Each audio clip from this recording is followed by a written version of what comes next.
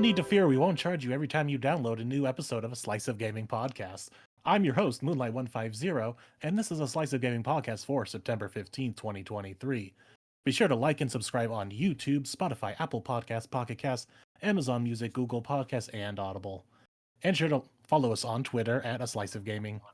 I would like to thank you for giving us a slice of your time to watch and listen to a Slice of Gaming podcast. We got a really busy episode this week as we got to follow up on the Nintendo Direct that we predicted was going to happen last week, as well as the state of play and all the crazy Unity stuff and some other smaller stuff to go over. But let's introduce all of our contestants for this week. It's your Paper Mario Stand of the Year. It's Wolf. What's up, everyone? Your future Foam Stars World Star. It's Fusion. Happy to be back this week. Your Unicorn Overlord. It's Dark. Hey, how's it going? And your F-Zero 99 champion. It's BenjiBop. That's right. Thank you for having me. I was informed that John Riccatello was supposed to make it tonight, but he was unfortunately not able to come. I think he's dealing with some other things right now, so I came in his place. Gotta get all the information out of you. Mm-hmm, All right, so I already went over like a brief summary, so let's just head on over to Wolf because we got some news to go over. Yep, and we have a lot of news to go over. The first big one is obviously the Nintendo Direct. We predicted it last week. It was all us. No one else talked about the Nintendo Direct except us. We're that good at this, guys. All right, that's all I'm gonna say. But the Nintendo Direct happened, and I guess I just want to start off like with overall thoughts, like how we felt about it, and then we can go like announcement by announcement. I guess just to start off, BenjiBop, since you're the guest, how did you feel about this Direct? I wasn't able to watch this live because it literally started right when I clock into work. So it's like I gotta pretend to, be working for at least a little bit before I can, look on my phone or whatever. So I kind of I jumped around and kind of saw a recap, but honestly, like it's not I thought like this was a weaker lineup than like the last Direct, but for like the 7th year of the Switch and where kind of like this winding down period for it, like there's still a lot of like decent stuff on here. So I thought it was fine, but I didn't think it had to be anything better than fine because I think at this point it's very obvious the Switch 2 is on the horizon, so they're clearly saving up the war chest, and for what they're still giving us, not bad. I gotta stop calling on the person who hasn't watched the showcase first. I'm gonna first ask who's watched the showcase beforehand. No, you gotta start them slow. Start them slow, then get into the the hardcores. You're right. Dark, how about you? It was okay. Kind of disappointing in it, to be honest. Wow. Okay. Wow, he's a Nintendo hater. True. I mean, it Fusion, was really how just about you? updates, if you're being honest. Speaking of Nintendo hater, this was just like I was just bored during this Direct, so like I can't say much. Like I didn't expect much though either. Like as someone who I entered the Direct game pretty late, like before I feel like the Nintendo Directs were huge when I wasn't watching them. Like when they were like actually exciting. Like I never got in on those because I didn't own the Switch. It's like ever since I've owned the Switch, I've just watched like I feel like it's the same exact Direct every single time. So it's just like this felt the exact same as the last one and the one before that. When did you start The watching? last one was good. Yeah. I watched it was sometime last year when I started okay, watching yeah, Direct. Wow. yeah, all right. I I feel mean, it's like been like 2 years of me watching Direct. You chose the worst time to start. yeah, I feel like the era where there were Smash updates was like the hypest time to be dude. watching I was Nintendo after Directs. that. I was like the last Direct was like my first one was like the last of them announcing characters. I was like, Yeah. okay. That's tough. No, I mean the 2019 directs were fucking amazing, especially that February one. Like I always look back at that one where they announced like Link's Awakening remake, Super Mario Maker 2. Before that game came out, was a disappointment. Like it was like one of my favorite directs. I still go back and watch it every now and then. But like, yeah, I guess if you're the Smash Directs pre-release, oh man, like I still think about the August Smash Direct, like in 2018 before that game came out. Was that the God. Splatoon fake out? No, that was the March one. That one Okay. was that K. Rool and Simon Belmont. Got it. Yeah.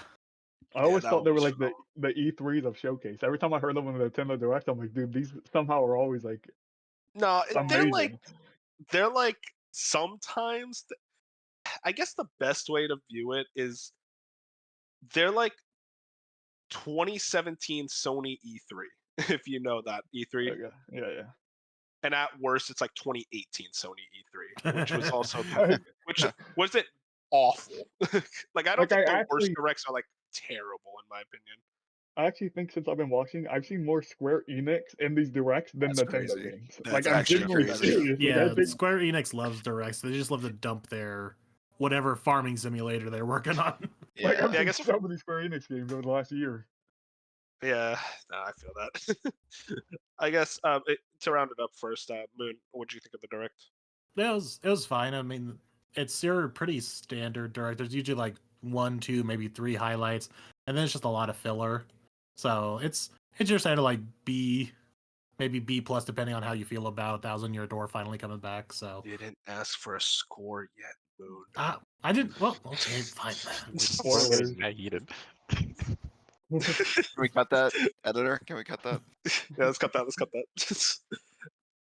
But no, I guess my thoughts kind of align with Bop though, where like I think it's good, especially because like this is like the end of the life cycle of the Switch. Switch 2, like watching this direct, I was like, Switch 2, that is definitely next year. That's a 100% fact. So yeah, like there was a lot of stuff for me. I'll say that, especially Thousand Year Door, which we'll get into. But it's definitely one of those directs where if you if you're not a Mario fan, I feel like this one was also especially painful because it's like, damn, all of the announcements were basically Mario, like the big Nintendo stuff. But yeah, I guess we should go point by point. Like I'll skip over things. I'll just like say them, and then if you want to like talk about it, like go ahead and interrupt me and say, "Oh, I have something to say." Um, First thing, they start off with the Splatoon 3 DLC, and can I just say, are any of y'all Splatoon fans? I'm just gonna say this: I am so fucking sick of this franchise. If I have to see Splatoon in a direct one more time, I'm gonna lose it. Ass, bro. They chose like the ugliest colors for it. You know, my Splatoon, like you have these bright neon colors, and they're like, "What if we go with this gray monotone looking?" I'm like, "What the fuck?" It's like near Automata ass looking at it. Yeah, that did. Yeah, it did give You me wish those they were vibes near for Automata. sure. They just had a tower the entire time. It's a tower climbing. Yeah, no, I mean, he said it was quick. My viewpoint is, why start the direct with this? That's all it is. But Get it out Get of it the way. out. Get it out of the way. Crazy. I know Splatoon fans were probably like fucking holding on to their Inkling statue, jumping up and down, losing it or some shit. I don't know. I don't fucking know any Splatoon fans. They're there though. They're definitely out there. Moving on, Mario versus Donkey Kong. So the initial, this was that guy, the leaker, who was talking about Donkey Kong. This is what he was talking about, and I'm just gonna say I'm happy. I didn't get a stupid ass Donkey Kong game wasting the 3D Mario team's talents on this dumbass Donkey Kong. Instead, Look at we're the just gonna get hater, bro. a remake of Mario vs. Donkey Kong, which is a good game. But yeah, there, we don't have to waste our time with this stupid monkey. Okay, Is it a that's remake? all I'm Or saying. is it a new game? Okay, chill. No, It's it's a remake of it's the a remake. original. Yeah. Oh, so it's just okay. I didn't know that. I thought it was just like a new entry. Wait, it Nah, is a remake? This is new news to me. it Yeah, is it's a remake of the very first one on the DS. They didn't say anything about it being a remake in the I direct, was which just is saying, I just thought really it was weird. another game. Yeah, It's no, a new game. this was a franchise that was like cool at first with the first 2 entries. Like I love the second one; that one's awesome. But like it was cool at first, and then they kept making them, and everyone was like, "Ah, you could stop now." And then they kept making them, and then eventually the company that the team within Nintendo that made it basically died off. So it's a very interesting story with that studio. R.I.P. Yeah, really. But yeah, no, just in general, like I don't know. Are you guys feeling any hype for this? Because I'll be honest, I'm not. No, Think of it because original. it feels like a very DS like game. It's a very simple puzzle game, which just feels weird on a home console like a Switch. Even though, yes, technically the Switch is a handheld like a DS, but just I don't know. It just seems like such a here's this grand like the animation, like the art style and everything. This is fantastic, but you have this very simple, basic gameplay for it, and that looks like, oh yeah, this would be perfect for a phone or another DS iteration, but not a home console Switch thing. I don't know. It like you won't be catching me spending $50 on this. If this one actually ever Exactly. goes down in price, maybe. $50 is way too much for this game. It's so weird because Metroid Prime Remake was $40. And I don't know. I feel like that's a lot more worth it than a GBA game basically getting updated It's barely graphics. worth $40 in my opinion. Okay, So, shut up. Nintendo's their But no, pricing is kind of fucking crazy. Let me tell you. their pricing has always been ridiculous. But like this is just like a little much. Like $50 for this? Okay, come on. It also just feels like they're running out of like they almost didn't realize how long the Switch life cycle is gonna be, and they're thinking, "Oh my god, we still need to put something out. What's an IP we can use? Mario vs. Donkey Kong? All right, sure, throw it, go. Like we need something to fill in this extra 6 months." Well, I mean, that's been like kind of the word of the Switch life cycle for a couple of years now. It's like the end of it's always going to be filled with remakes and remasters, and that's exactly what we're getting. That's what happened to the 3DS. All we're missing now is a remaster of a Kirby game. If you're getting a Kirby game as like one of the last Nintendo games, like, oh yeah, that console's gone. What was the one last year? Return to The Dreamland Forgotten remakes. one. We had a Oh. Return to Dreamland remake. Oh Yeah. my Wasn't that god, the this end? thing is dead. Well, this Yeah, thing the is Switch is already already dead. It's been dead since February. dead. God bless the Switch, man. It was a good life cycle. But yeah, moving on. Prince of Persia: The Lost Crown got a little update there. Still looks great. Horizon Chase 2, not much to say there. Super Crazy Rhythm Castle. I will say this game looked cool just for the fact that they apparently getting Castlevania music like Bloody Tears there. So that's awesome. This was a weird one. Spy X Anya Operation Memories. So this is based off the anime Spy X Family, which I've watched and I'm a big fan of. I enjoyed that show a lot.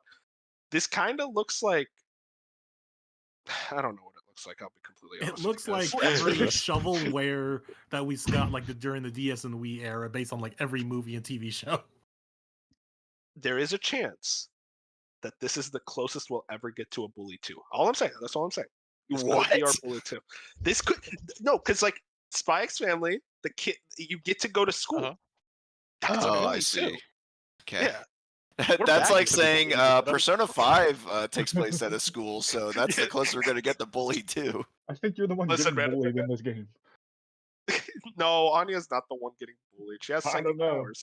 Yeah, she should not make a This game. Wolf is the target audience for this game, obviously. No, what is this supposed to mean? Bro's What? gassing He's up a hyped for this. bicycle. No, I'm not gassing it up. I didn't say it looked good. I'm just saying this is the closest we'll get to a Bully 2. Wolf just really wants Bully 2. I really This is want true. Bully He's 2. just He's projecting. grasping for straws. Everyone wants Bully 2. Let's be honest. Oh, okay, really silent crowd here tonight. Did none of you play Bully? No, I just actually have no torn it. faith in Rockstar to even attempt That's making true. something other than GTA or Red Dead at this point. The rest of their IP might as well be dead. They've tried to make Bully 2 like 5 times and it kept getting canceled. I don't know why. Like it's so easy. Next Just soap put it in song. college campus. I don't think you're getting it in today's society, buddy. Okay, listen. That's guys, another thing too. Anyways, let's just move on because I'm just gonna keep lamenting about Bully now. We got Super Mario RPG gameplay. This game still looks awesome. I am so excited for it. As a Super Mario RPG fan, I cannot wait to play this game for the first time. Same. As a big Super Mario RPG fan to play the first time. You can tell that Wolf's a Persona fan. No, I played Persona 5 before it was cool. Okay. No, I mean that is the funny thing. I bought the was it the SNES Classic when it came out because it had Super Mario RPG on there, and then I just never got around to playing it. Oh my god.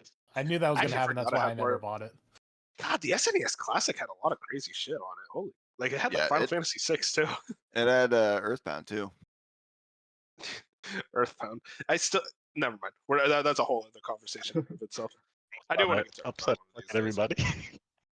No. I wanted to get to Earthbound. I wasn't gonna say shit about it. Fusion, are you interested in Mario RPG? I actually don't know. Yes, this is like one of the few titles that I'm like, I want to play this video game. That's good to hear. We got him, boys. Yeah, you did get me. He's turning on the Switch again, boys, and then turning it off for another year. There might be. I said there might be this might be a game where it's like, I'm just gonna wait for the second Switch, but who knows? Gotta get it in 60 FPS. I don't think the second Switch is gonna make a difference on this one, to be honest. Yeah, I know. Yeah, They're I not going don't to either. release a patch to update past games. Really? No. Well, I mean, Yeah, no, but- I can, Well, nothing that's like such a this. game. I mean, I don't know. yeah, that's more of Yeah, the it thing. doesn't It's like need this it. is a turn-based game. No, it's I don't know not what just you like, expected. I don't think I'm going to get this game in November. Like, I just don't think I'm getting to this game when it comes out. So, like, I don't know when I'm going to buy it. Oh, so like the Switch 2 is going to be your motivation to like go out. Yeah, and get that's what I it. mean. Got Like, I it. don't see okay, another that makes time more where I'm sense. going to get this over what I'm. Yeah, not like like I That's don't fine. expect it to be like, oh, now it's at 4K, and like it's just the time it's coming out. It's not going to sit well against I other can't stuff. play this game. It's not at 4K 60 Yeah, FPS, like, but it's no. just this tiny ass Mario on screen. Like, no, TBS it's just Mario. from everything else. Next game, Another Code Recollection. Moving on. Princess. No, we have to mention that this was the DS Wii game that they were leaking about. Yeah, it's like, why would you even say that? Just say Another Code. No one's like sitting there like, oh man, I hope it's Another Code Recollection. Like, no one, I can't think of many super fans of Another Code. Okay, I'm sorry.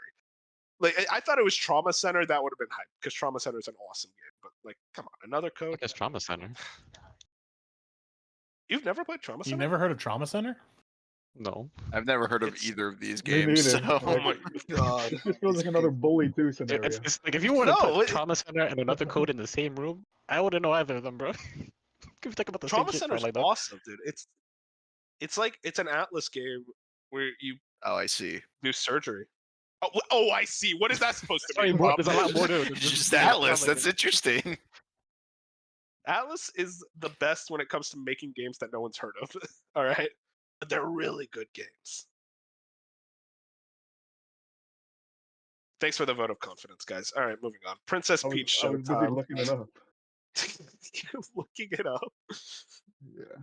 And they haven't made a game in 13 years, buddy. This one's dead. Who? This Trauma Center. I'm talking about like Atlas hasn't made a game, but like there hasn't been a new No, Trauma Center since 2010. Well, yeah, Trauma Center. That's why it was like expecting a remaster of Trauma Center because it was a DS and a Wii game. No, I'm not expecting a new Trauma Center. You should. Why did we talk about Trauma Center? That wasn't even here. Princess Peach Showtime is our next game. Can we talk about Princess Peach? Because this game looks fucking I want to awesome. talk about Princess Peach. I want to talk This- about Princess Peach. This game looks actually incredible. It was weird because when they first announced it, it was unnamed Princess Peach game. It's like, what, you couldn't think of a name? Yeah, it's so because the marketing of this game is so weird so far. It's like, okay, so we had the direct in June for E3. Why did they feel the need to put this out like this little teaser 4 months later? And like, okay, now we got some gameplay and a title and all that. It's like, why even bother putting it in the June direct when Yeah, you did had they it this just- much ready? Did they think they had it ready and then like the editor's like, video's not gonna compress in time.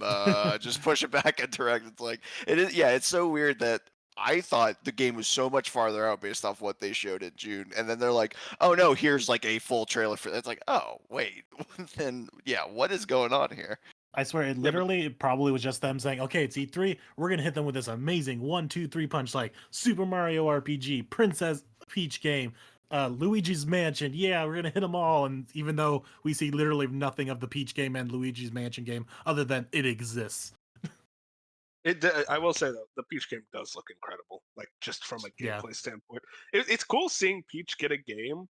The last one was Super Princess Peach on the DS, and that it's fine. Like it's a good enough game. I never beat it, but like it's fine enough. But like this game, You need to look at that much ending. better. Oh, what? The What happened? developers clearly didn't intend for anyone to beat that game with what they said at the end. Okay, well now I gotta look this up. But yeah, no, super. But I guess this game. I don't know. I'm like so frazzled today. But Moon, how did you feel about this trailer? And it looks interesting. I'm very curious, like, what the actual like gameplay loop is like. Cause it looks like we're confined to very small stage spaces, except for like the few times we're like running up the tower or whatever that we saw. So it's almost like a Luigi's. It has a very Luigi's Mansion feel, like a Luigi's Mansion 3 feel to it.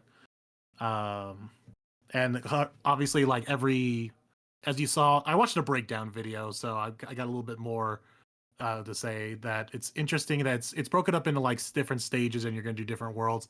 And along with the power ups that we saw in the background of a shot what looks like to be a ninja stage. So we're going to get Ninja Peach, and we're also going to get Cowboy Gunslinger Peach. So that's going to be interesting. I feel like they showed too many costumes. They gotta show like the main. They showed like the first beginning ones because it looks like the sword fighter one is like your first area. So they showed like the very first ones that you see in the game, and we're probably gonna get a lot more in later levels. Oh, for sure. Bop, I know you're so excited for this one. Yeah, Sword Fighter Peach is my mom now, so. Yeah. Horny. Why? Yeah, So it's a good costume. Also, did anyone think it was Lucina when he showed the I boots? wish. Yeah, I know Like who that those is. boots looked very Lucina-like. Okay, Fusion like, oh, I know who that is. All I right, do. listen, That's Fusion. what I was being honest. Oh, look at you. I'm proud of I you. played Smash once. Come on, like about 4 times.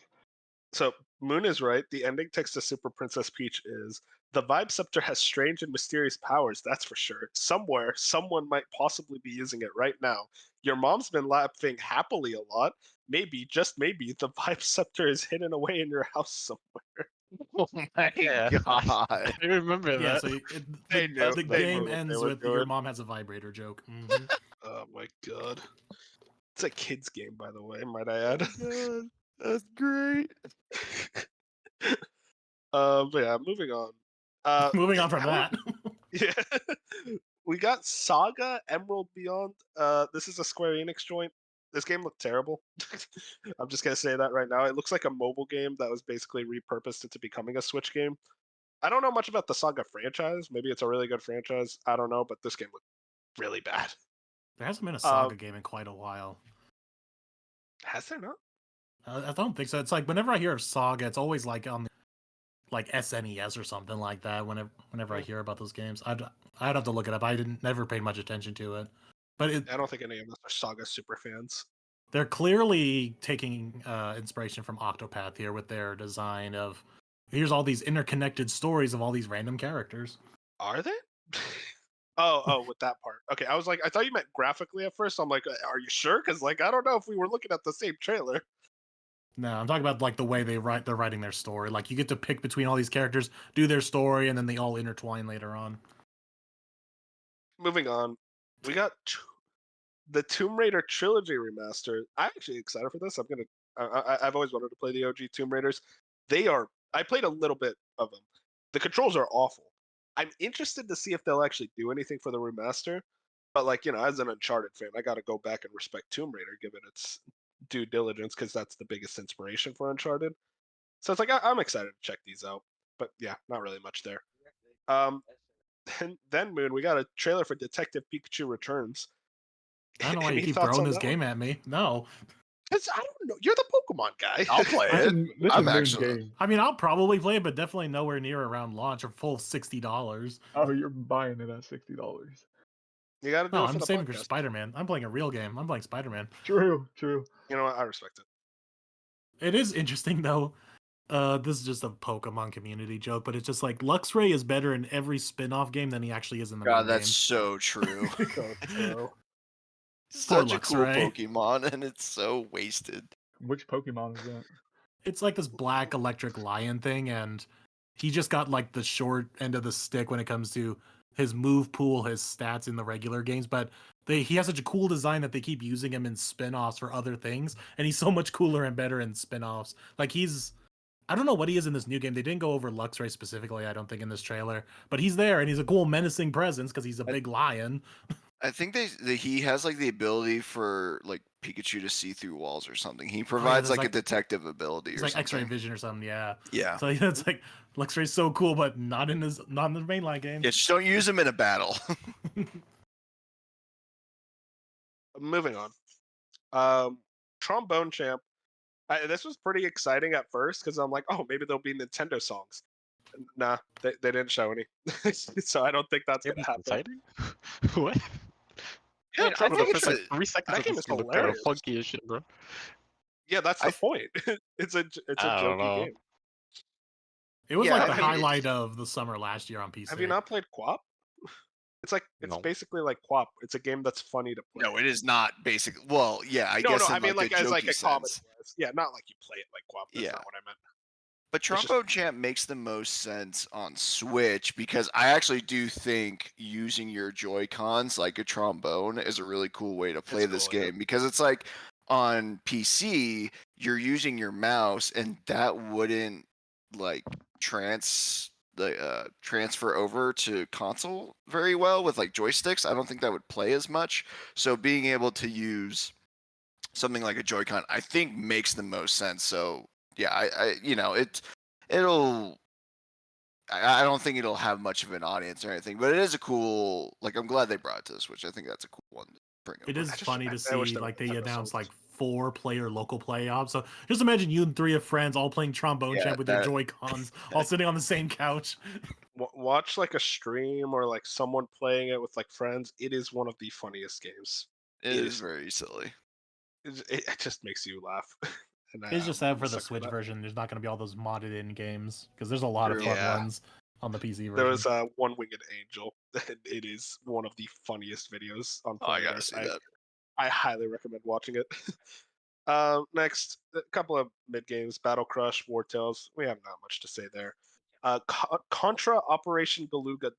I gotta rant about this. This is like a remake of Contra 1, and it looks worse than Contra 1, which is an NES game. Talking about, bro. And this is Contra's done fucking hype. by- The fuck you on about? No, no, No, this remake looks bad. this remake. I don't know Do about you you. see What the you guys were remake? saying. I thought it looked fucking decent. It looks like back in like the early 2010s when, or like the 2000s when they WiiWare started game. remaking those games in like 3D. And Oh. they're like, yeah, look how cool. It's like, no, this isn't like. I don't like this It at looks all. awful. What is you? I I fucking thought it was They cool as should've shit. I be playing this.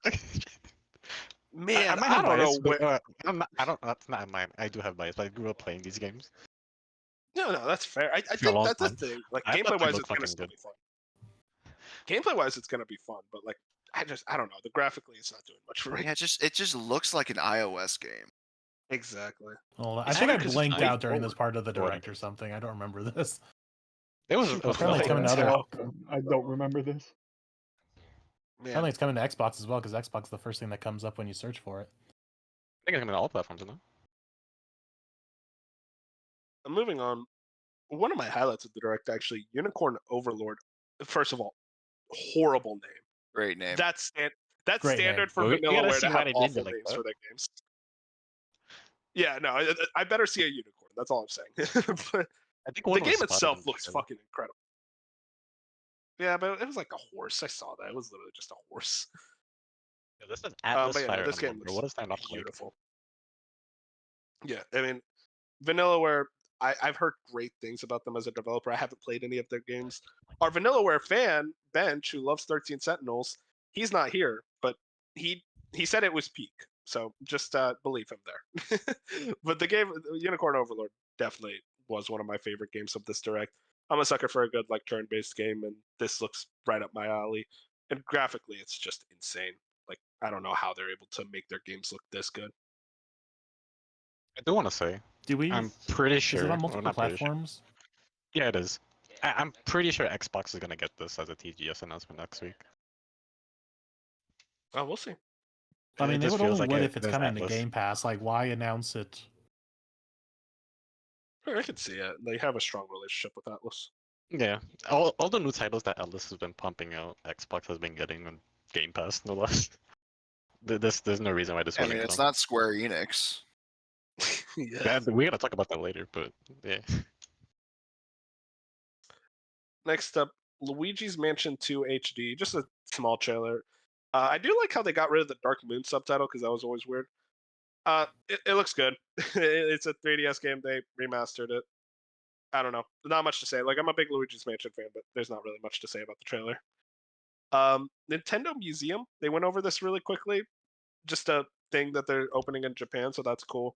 There was some new amiibos. There was some Xeno shit ones. I don't remember, but there was also for another franchise I actually like. I'm joking. Yeah, another franchise you like. You like Kingdom Hearts and all of a sudden, bro? Oh wait, that was the other one. I was like trying to remember what the other one was. Yeah, no. Okay, I guess never mind. Nothing I like. Well, God bless amiibo. But then There's we Zelda. got the highlighted. Oh yeah. Yeah, I mean Ganondorf is the only one worth getting. Let's be honest. You should mention We got the highlight. what amiibos came out. though. What amiibos came out? What do you mean? Yeah, but you didn't mention like which ones came out. Give us the names, dude. I don't know who the Xenoblade characters. It's the fucking main guy from 3 who's the two main blanket, protagonists from Xenoblade and then the 3 cat are girl. coming. The two main protagonists. boring we have ass fucking, what, Sora, characters. which a lot of people thought that Sora wasn't gonna get an amiibo for whatever reason. I always forget Yeah, that. Sora was cool. So. And then it was And then Zelda and and Ganon from Tears of the Kingdom. Ganon looks sick. I'll give you that. And then we got one of the highlights of the direct, F-Zero 99. Bop, we already know you're a champion of this. I mean, how did you feel seeing this announcement?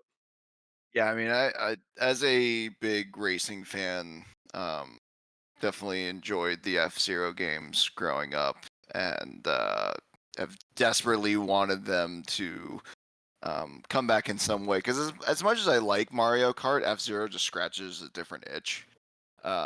And when these rumors came out, I was like, yeah, actually, I could, like, that seems like the most chaotic game you could do for F-Zero. Like, I'm so about that.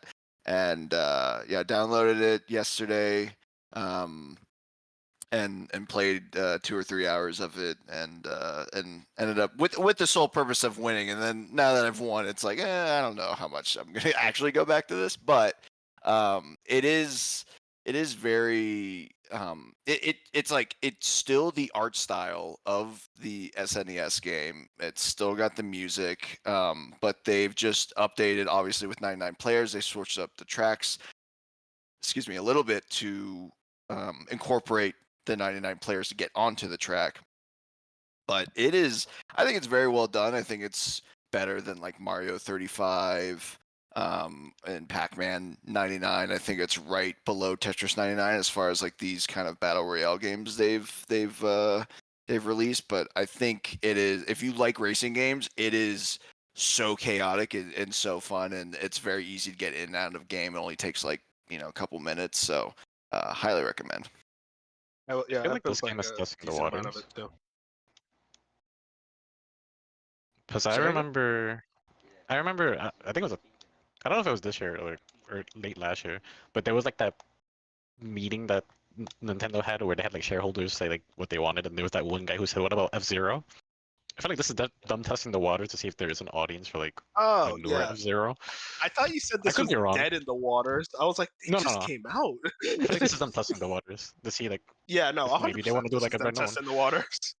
Yeah, no, like they want to see how well this does, and then eventually they'll make a new F-Zero game, like a full-blown like GX style game. I was gonna say, I feel like if this really is them testing the waters, a GX remake would be first before they actually make a new one. I feel like. Oh yeah, GX remake is next for sure. But yeah, I will say I also have been playing a bit of it. It's a lot of fun, but I'm so tired. I don't like map vote because the other players always choose the same boring ass maps. It's always Butte City 1 or Big Blue. It's like, come on, guys. Like, I want to try Sand Ocean. Like, let's try a different stage for once. But yeah, that's true. Moving on. Bandletale, League of Legends story. Song of Nunu, League of Legends story. Not much to say there. We're not really League fans. We got a new trailer for WarioWare Move It. I keep forgetting this game's coming out, but it's coming out November 3rd. I just want to ask, how many WarioWare games have we had so far? It feels like every direct now there's another WarioWare game. No, just 2 for the Switch. Really? It feels like there's been more. Maybe I'm confusing with something else. I mean, I don't know. WarioWare is a cool franchise, but like it was kind of a big deal when the last one came out because it's been a while since the last WarioWare. But like now with this one, everyone's like, oh, okay, WarioWare's back. Good to see you, Wario. That's really it. Moving on. We got a new trailer for Eden Chronicles 100 Heroes. This game looks beautiful. This is definitely. We got a release date for like April of 2024. Absolutely, definitely one of my more anticipated games for that year. It is genuinely looking better with each trailer. It is just wild to see it here, especially because this is where we got a new updated release date. It's like Xbox was having the marketing for this game for like ever since its announcement, and now it went into total silence, and then now it's all of a sudden in a random Nintendo Direct. It's like, oh yeah, here's the release date. So I bet it'll be I on don't know. TGS. I'm sure because they got to get that JRPG presence that Xbox wants now, and it's still coming to Game Pass as far as we know. So yeah, they'll announce it there. But it's kind of wild. It's like, oh yeah, here's the new trailer after like a year of silence, and here's also the release date. Moving on. Eastward DLC. This was like a little sizzle reel. Not much to say there. Wargroove 2. I played Wargroove 1. That game sucked. So Wargroove 2 I'm not excited for at all. Dave the Diver's coming to Switch, so that's actually really cool. I've heard a lot of good things about it. Bob Yes. was really positive on it. Yeah, I've only played this game on my handheld PC, so this is absolutely a game people need to pick up on the Switch because it's perfect for the Switch. Yeah, I definitely want to check it out by the end of the year. Next is we got the last update for the Mario Kart 8 Deluxe Booster Pack. I don't know anything about Mario Kart. You guys gonna need to fill in for me here. Pauline and Funky Kong, bro. Yeah, Funky This is Kong big. for Funky sure. Kong. Are we just going to ignore all the atrocities he committed during Mario Kart Wii? Nope. You're gonna talk about it because I have more than about to come. Or wait, yup. Sorry, we are gonna ignore it. Was Pauline It- not in the game already? No. No, she wasn't. No, she was in Tor, That which is is like insane. the There was rumors iOS. that But- she was gonna come, and this is it. The wildest thing Finally. is Peach coming. Like Peach making her first appearance in anything. Spin-off. Nobody Yeah. likes Peach. Yeah, that was Well, interesting. She was on We only tour got too, I think. No? Yeah, she was in tour, but this is like her first like mainline game appearance A real outside of game. her original game. we only got one confirmed track, right? Daisy Yeah, Circuit. the Daisy Circuit, Daisy which is Circuit. kind of wild that they're keeping this under wraps and like we're just gonna focus on the characters right now.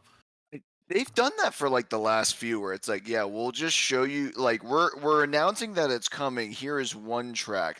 I don't understand why they're not just showing us everything. It's They kind of gotta like the get us same. ready. It's the same energy as the Peach trailer. It's like, why? Like, you can wait until December when you're most likely gonna release this to just show us everything. Like, no one's being like, God, where's this DLC? Yeah. So Yeah. But It is interesting though. Mario Kart Tour is ending support next month, and with this last one, guys, I hate to say it, Mario Kart 9. I think it's coming. You wish. I'm tired of 8 already, bro. no, I think Like, what just they're at least- honestly, I think what they're doing at this point is they're just going to package the DLC into like they're gonna repackage it a third time for the launch of the Switch, and then we'll get 9 in a couple years.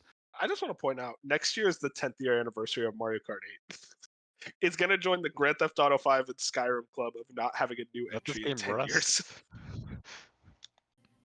That is No, ridiculous. we're gonna get a second battle, second what's it called, booster course. We're gonna get a second pass. Who's left to add? Every single game that still hasn't been done. I'm sure there's at Yeah, least at that 2. point, you start adding other franchises at least. Jeez. Hell yeah, we're finally They're doing just- Smash Kart. They should. There's no reason why it doesn't exist. Let's be honest. That would actually be crazy if they started doing like courses from Crash Team Racing or I would cry. where's That some would of the actually make other, me want to play. like, I don't know, Mario just some Kart. random arcade racers. Like, that'd be crazy. Dude, if they got like There's other characters.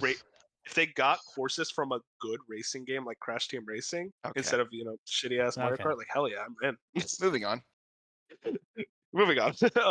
Among Us got a new map. Not much to say there. And then they did a little montage of everything that's coming up. Honestly, I will say the Switch, despite it being its last year, there's a lot of cool stuff coming out. Like Mario RPG, like Princess Peach, and like this next announcement, the final announcement of the Direct, Paper Mario: The Thousand-Year Door remake. Technically, Remastered. yes, remake. Technically remake. That's a yes. remaster. It's they call it a remake, so it's a remake. They don't call it a remake. They say it's enhanced graphics, bro. That's all they said. They just said Paper Mario 1000 Year. I don't even think they said. Yeah, and they said with enhanced remake, graphics on remaster. Twitter. You can look it up right now. They didn't say remake or remaster. We're at the will of Nintendo. Either way, it doesn't matter. Paper Mario's back, and I am out of my mind excited for this game. 1000 Year Door is one of my favorite games that I've never beaten. I absolutely love that game, but I got stuck on the pirate boss.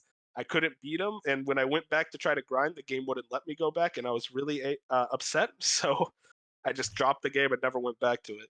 This is finally going to be my redemption. You're a phony of this game. I'm not phony. The pirate boss was bullshit, okay? No one else has played that game. They don't understand how ridiculous that pirate boss is. This is my redemption arc. Like, this is me finally beating that pirate boss once and for all. But I mean, Fusion, this is the if I get stuck on it, if I get stuck no, I will not get stuck on it again. I am a better gamer. I am a better man. You're gonna look up YouTube tutorials.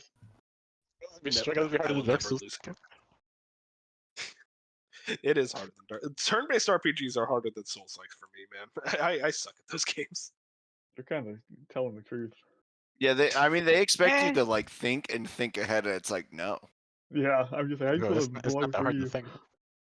Let me hit buttons in peace, you know? Like, give me a rewind feature, you know? Exactly.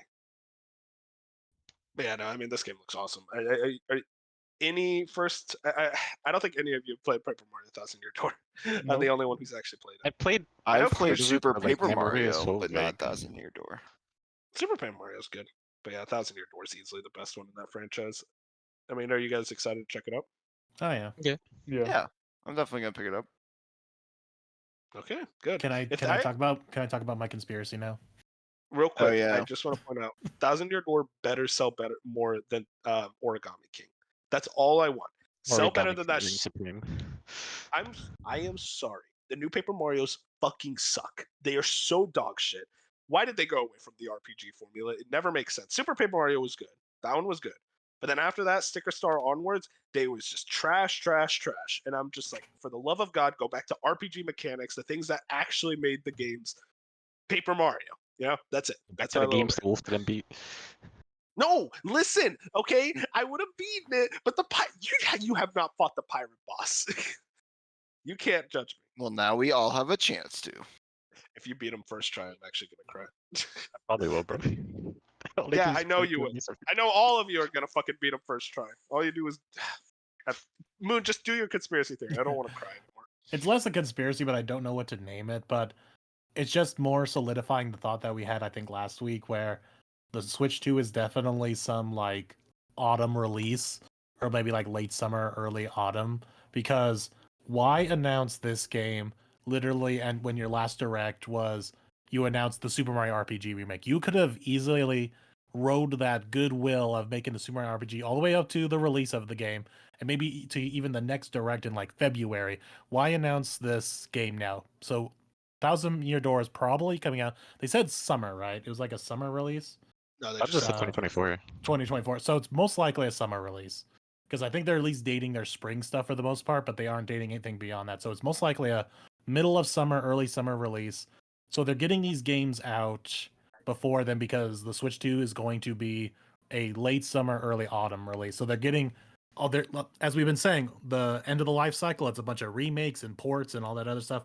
So they're just shoving everything. It's like Nintendo pretty much said, okay, what have the people been asking for? We're going to do that at the end of the life cycle to get some goodwill going, go right into the Switch 2 release. So they're like, okay, we're going to give a Mario RPG remake. We got goodwill there. Now let's just drop 1000 Year Door on them. Makes me wonder, do they have at least one more of these in their pocket before the Switch release? Because everything happened. Everything. And the Twilight Princess.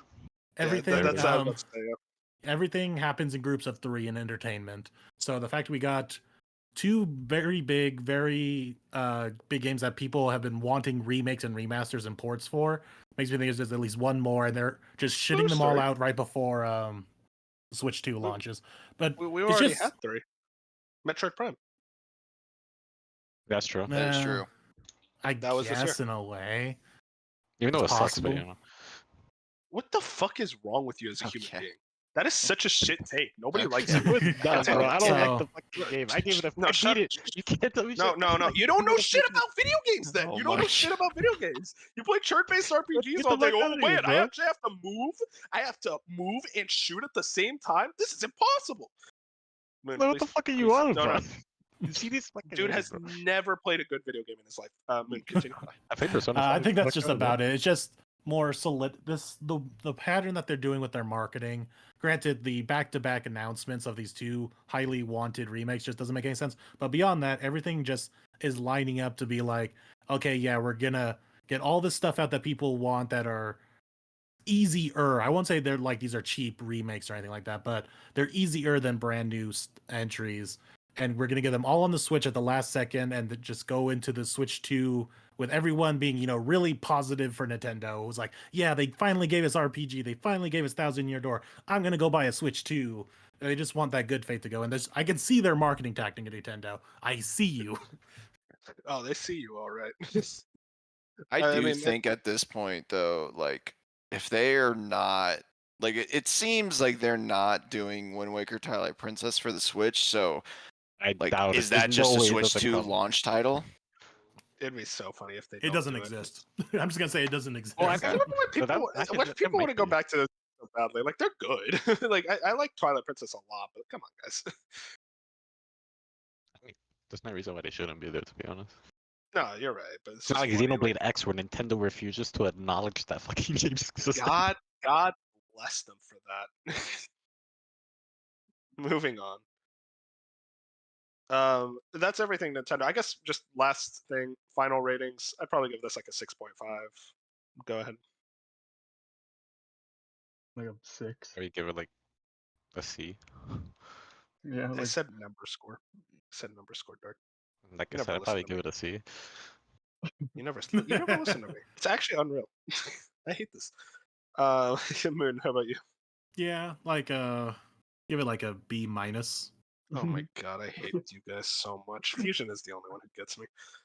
What about you? Fine, I'll give it a 6.5. wait, that Bob? doesn't line up with a B. It Yeah, does that's in not my a head. B. Wait. Fine, a 7. You happy now? That's like a C, whatever. I bet Bob didn't even watch it, so I guess I still want to give it a grade.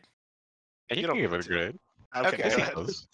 Okay, I'll give it joking, a 6. There Six, we okay. go. Alright. So glad I waited.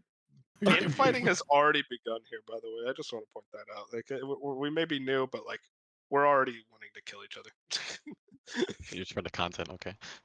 Moving on, Fusion. It's time for you to wake up. I know Nintendo ain't your thing, but Sony had the state of play. Yeah, Baby What steps. a what a yeah, showcase! open with baby steps. Woo. Yeah, baby steps. What are your initial thoughts on the state of play? I'll start with you, Fusion. You're the PlayStation guy. You know, I didn't hate it, but I didn't really love it. I did not expect Spider-Man. Like honestly, so like at least giving me some Spider-Man kind of like upped it a little bit for me, but it also was just like it was a state of play that I had like no expectations on. So I just Yeah. went into it like this is going to be what I know it's going to be, and it like slightly surpassed it because Spider-Man showed up, but like it was fine. It was just like a normal state of play. Exactly. Moon. Yeah. I mean, like I said, like we weren't expecting Spider-Man because they said in that tweet, like right before the state of play, it's like, yeah, this is a indie and third-party developer state of play, and I guess technically, Spider-Man is third-party because Insomniac is not No, Sony. No, That's they first said party. no. That's first party. It's because they said because Insomniac owns Sony owns don't. Insomniac. Yeah. They don't own But it's not a Spider-Man. Sony studio though, like a Sony Santa Monica. So I Yeah, guess no, they can. No, they No. are. That's Insomniac still is, first yeah. party. Yeah, They own them. Then, they own then them. why is Spider-Man here? I don't Because know. it said mostly third party in it. Maybe I missed They it were- mostly. That's why Helldivers 2 was also Let me go check this tweet. here. I swear to God, it says mostly. You guys never believe me. They said mostly. They do it to cover their asses. Bob, I'm assuming you didn't watch it live, right? No, this one I knew I wasn't gonna watch because once they did send out that tweet, I'm like, all right, there's nothing going on here. So I I mean, we'll get to it, but I went back and watched one trailer probably 5 times, which would have saved my opinion if I actually watched this state of play. But besides that, yeah. I wonder what that trailer is. And Huh. Dirk, did you watch it? Yeah, I did. Thoughts? I thought it was okay. The opening really threw me the fuck off. I was like, what the fuck? But I haven't seen this game before this. I was like, what Speaking the of fuck? the opening, Baby Steps is what we started off with. Let's go! They started off strong. Just to confirm, the word What mostly is was this? not in the tweet. Hell yeah. It wasn't? I swear Nope. to God it was. Hang They on. said Post they said the tweet in the Yo, chat look at right him now. gaslighting us into saying, oh, I you guys never no, believe me. It's not even. it said mostly. I know Nope. it said mostly. it did not. They said the word focused right here. Focused. Yeah, that's not mostly. mostly. That's not mostly. That's mostly. Focused means It's not. mostly. No, If you it does read that not. tweet, No, there's yes, nothing it does. If you about say- first party. No. Okay. Think about it this way. Like a sniper rifle. They have a sniper rifle focused on the Indian third-party titles. What's stopping Spider-Man from swinging in? I look at that and I'm like, there's probably a Spider-Man trailer here because it says focused, but Spider-Man's probably chilling out outside of the sniper's range. That's all I'm saying. This is the weirdest Focus. analogy you've done, bro. Focused means mostly. That's all I'm saying. Focus means you're focusing on one thing. Like if No, I'm focus- focusing on my homework, I'm doing my homework. I'm not doing my No, homework and watching YouTube. No, you're focused on your homework. But like, what's stopping like a YouTube video playing in the background? Like, you don't have any control of that. The laws of focus. We are spending way too much time on the semantics of this tweet. Can we That's please what I'm move saying, on? But yeah, Baby Steps. You guys hype for this one? No. I wouldn't say Yeah. hyped, but I'm intrigued. I want to see No, more of it whenever it comes out. That's a PS Extra launch Thi- thing. I'll check It better This be. is- Here's my issue. I have no issue with the actual game, but this is like the Nintendo Direct opening up with Trombone Champ. Like, why is this opening up the That is- show? Why that on is true. earth? I'm trying to figure out who developed Especially this when game. you had Avatar, you had Resident Evil 4, like excluding Spider-Man and the closer, like you had games you could have opened with. So it's just so was a weird weird that To be they fair, opened with they this said one. that is for indies, to be fair. Yeah, so they start with an Oh. indie. Yeah. Make well, the Spider-Man surprise even more of a surprise. Moving on, they mentioned Roblox. It's coming. I was still surprised that Roblox wasn't on PS until now. But like, I knew for this years, whole so announcement, it was I mean, weird. if you like Roblox, I guess this is hype for you. But like, this announcement it feels weird to me after the CEO was like, "Oh yeah, it's gonna become a dating app soon." I don't know how I feel about this. You need to lock in all platforms. I will say I did see. It was funny, like looking at the Roblox thing, and it's like, okay, yeah, it looks like Roblox, and then they showed like literally like a Call of Duty looking first-person shooter. I'm like, wait, what the fuck is this? The same Oh, yeah. game? Yeah, you can Oh, yeah, make so just there's about anything in Roblox. I forgot what game that is, but somebody made like a fucking Battlefield like game oh, on it. Battle Yeah, Bit. BattleBit. Yeah. Yeah, people were talking And it's about that. apparently It's, really it good. I was haven't it was played a it, though. good game over the summer for sure. Moving on, we got Ghostbusters: Rise of the Ghost Lord. One of 2 VR games. I'm sorry, the VR2, they do not like that thing or something. I don't know what's up with that. Because it's so funny because they said focused on Indian third party. Oh, wait, no, never mind. I thought they said VR as well. I'm sorry, this tweet is like fucking me up. Yeah, come on now. But yeah, no, I mean, I don't know. None of us are really Ghostbusters fans. Not much to say I there. don't think anyone here owns a VR2 either. Nope. I want to Debating. get one. I don't know, man. That it's just so Like expensive. when have- it's I have like a Quest when it's like too. $200. I mean, like Yeah, on a yeah, deep that's right. discount. Then we also got Resident Evil 4, the VR, and the DLC. It's in the 80 Ada Winters. What was it? Separate Ways?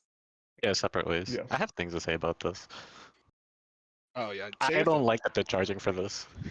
I don't know. I might be in the minority. Oh, how This much was is it? part of like the original Final Fantasy, like not Final Fantasy, fucking Resident Evil 4. And it feels weird that they're charging us to basically pay for like what was originally inside of the game.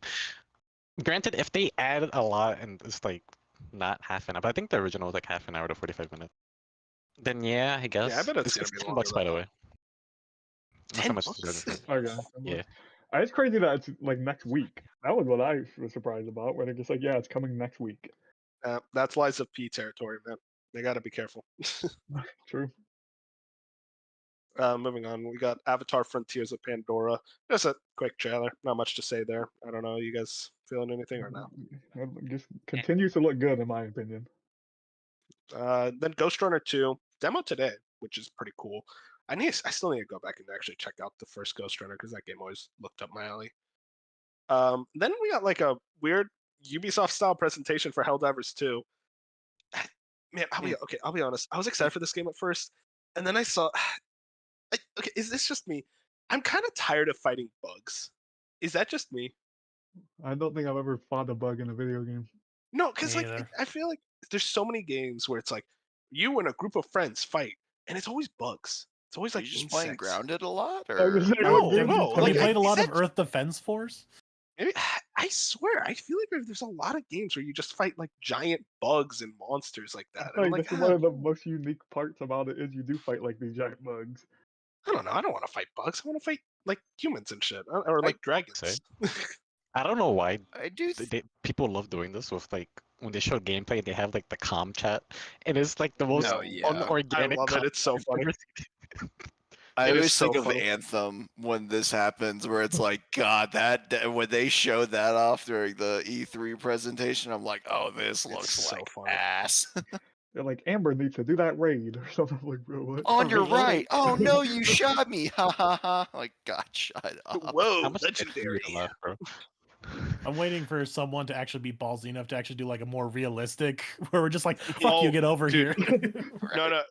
You guys need to watch the Anthem, but like with real video game commentary. Oh, It is one of yeah. the funniest YouTube videos. It is. I still go back to that. I need to watch that. I Speaking will of Helldivers say. 2. Wait, hold on. Yeah, Helldivers 2. Go ahead. Oh, okay.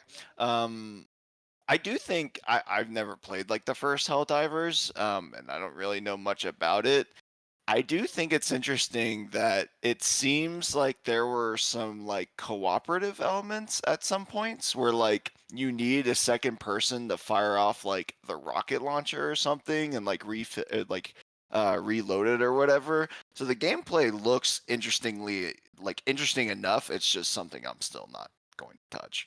I think it was just a bad showing. Like, I think this game Yeah. is going to be better than what we saw. I agree. It's one of those things. I want like a free beta weekend. I just think we need to. I can't believe it was delayed. That is Yeah. so Well, insane to me. but that's probably smart though because I mean, that yeah, would have but- died. It's just the It's whole just- PlayStation year. I just Wait, it can't- was It delayed. When was only- it originally? this fall. This fall. Oh yeah, It- Sony is that meme. It's like all I have left is Spider-Man. Like they literally only have Spider-Man left for this year. Which hey, man, that's exciting. Which speaking of Spider-Man, Marvel Spider-Man 2. We got a showcase of it, and man, this game looks amazing. I am so excited for this. Like when I was watching this trailer, like I've been excited for Spider-Man 2, and like the deep dive was like it was exciting and like showed some cool stuff. But this trailer like fully bought me in because it just like the city felt more alive here. Like it just felt more dense. There was Yeah. like traffic nonstop. Like it just like this was the trailer where I was like it was also a surprise trailer, which probably helps because like I wasn't expecting it.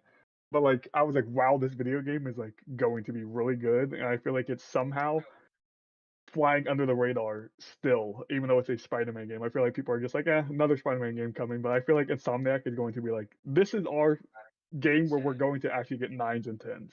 Maybe I'm like It's hyping it up too much, but like that's my thoughts going into it after. I'm the right there trailer with today. you.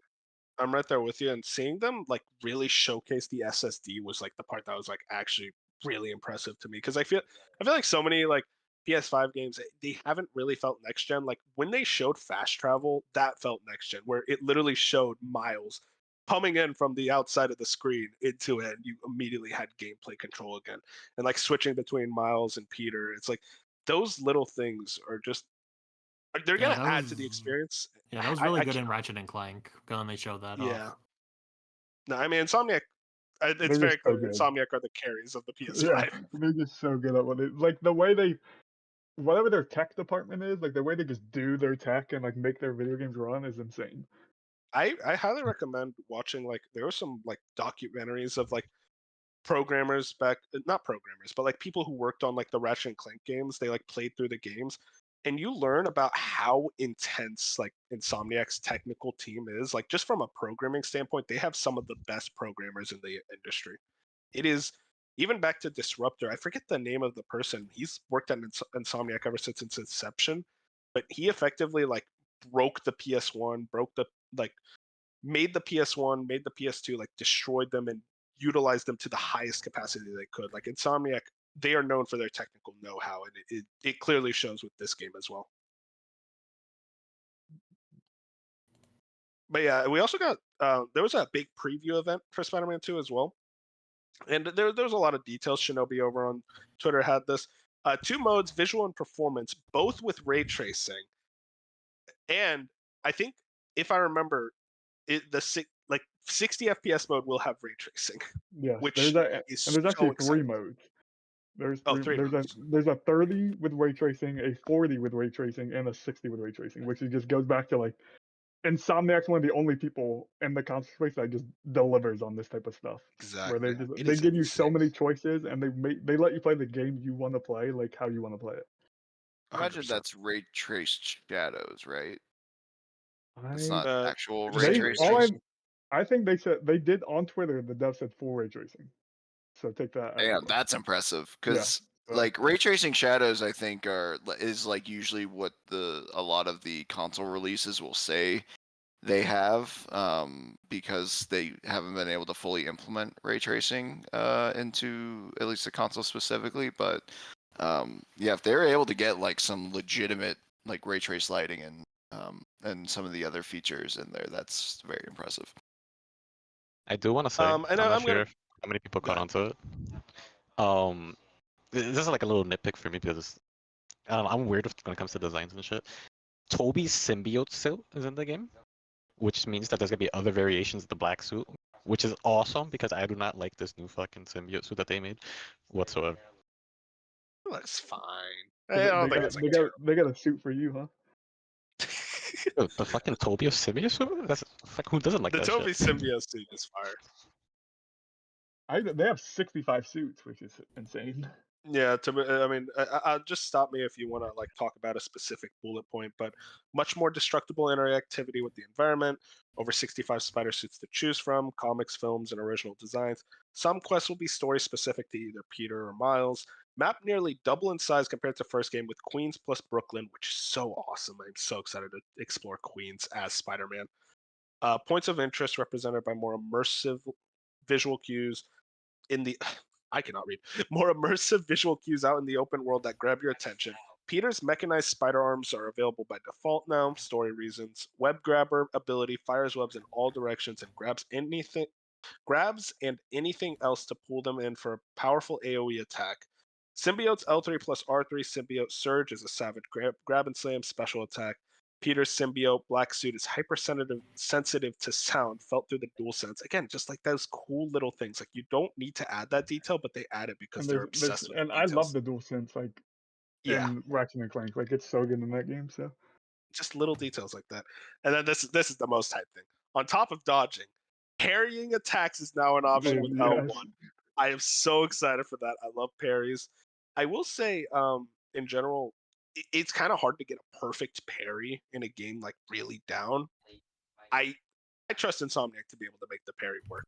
And there's apparently there's like certain abilities that you have to parry. Like you can't dodge. Like at least that's what Michael Huber was saying in his like preview in Easy Allies. He's like, there's some So moves where you just have to parry. Like you have to get good enough with the parry to parry the move where you're going to take yeah, damage. weed out the casual players. Here we go, baby. So I did look into it real quick. It is just ray traced reflections, but honestly, that's all this game like really needs. If it's what I just assume it's what Miles Morales has, and that ray tracing is insane. Right? Yeah, Like it for still looks console. amazing, but I was like, I don't think they've gone that far to where it's already ray tracing fully. But yeah, the reflections like on the windows or like the ocean or like any sort of water, like yeah, that's all gonna look really really good, and that's probably the one that matters outside of lighting. And then the last thing here, the game is darker themed, but there's tons of humor and funny remarks throughout. It's kind of interesting. I thought about that. It's like there's kind of that trilogy rule where it's like The second in the trilogy is usually the darkest, kind of like an Empire Strikes Back. Do you guys think that's going to be the case with this game? I just Um, think that when they say darker thing, they're just talking about the symbiote. This would be like a more edgy Spider-Man. Not gonna be anything You too know, crazy, I don't think. it's kind of funny because like as I'm playing through 2018 right now, 2018 like has some dark moments that I kind of like I Oh didn't yeah. forget about, but it's like not good. Like this isn't really spoilers, but like where you're just having like innocent civilians get gunned down and stuff in that game, and it's just that seems Oh. like really like in a lot of games that feels dark, but we're playing like a Spider-Man, like haha, like we're Spider-Man. It doesn't feel, but like you're watching innocent civilians get gunned down in Spider-Man 2018 like multiple times, and like things like that happen where it's like it's on the dark side. So like if they're getting darker than that, which they could just be referring to Venom and the suit and all that, but like I still think 2018 has very dark tones. So if they're gonna like go deeper into that, I'm all for it, honestly. Yeah, I mean that ending is super depressing. Yeah, So if they and can the manage ending that. obviously of 2018 is very dark. So But yeah, Spider-Man 2 looks awesome. Then we got Tales of Arise DLC. This was surprising because this game came out in 2021, but 2 years later we got the DLC.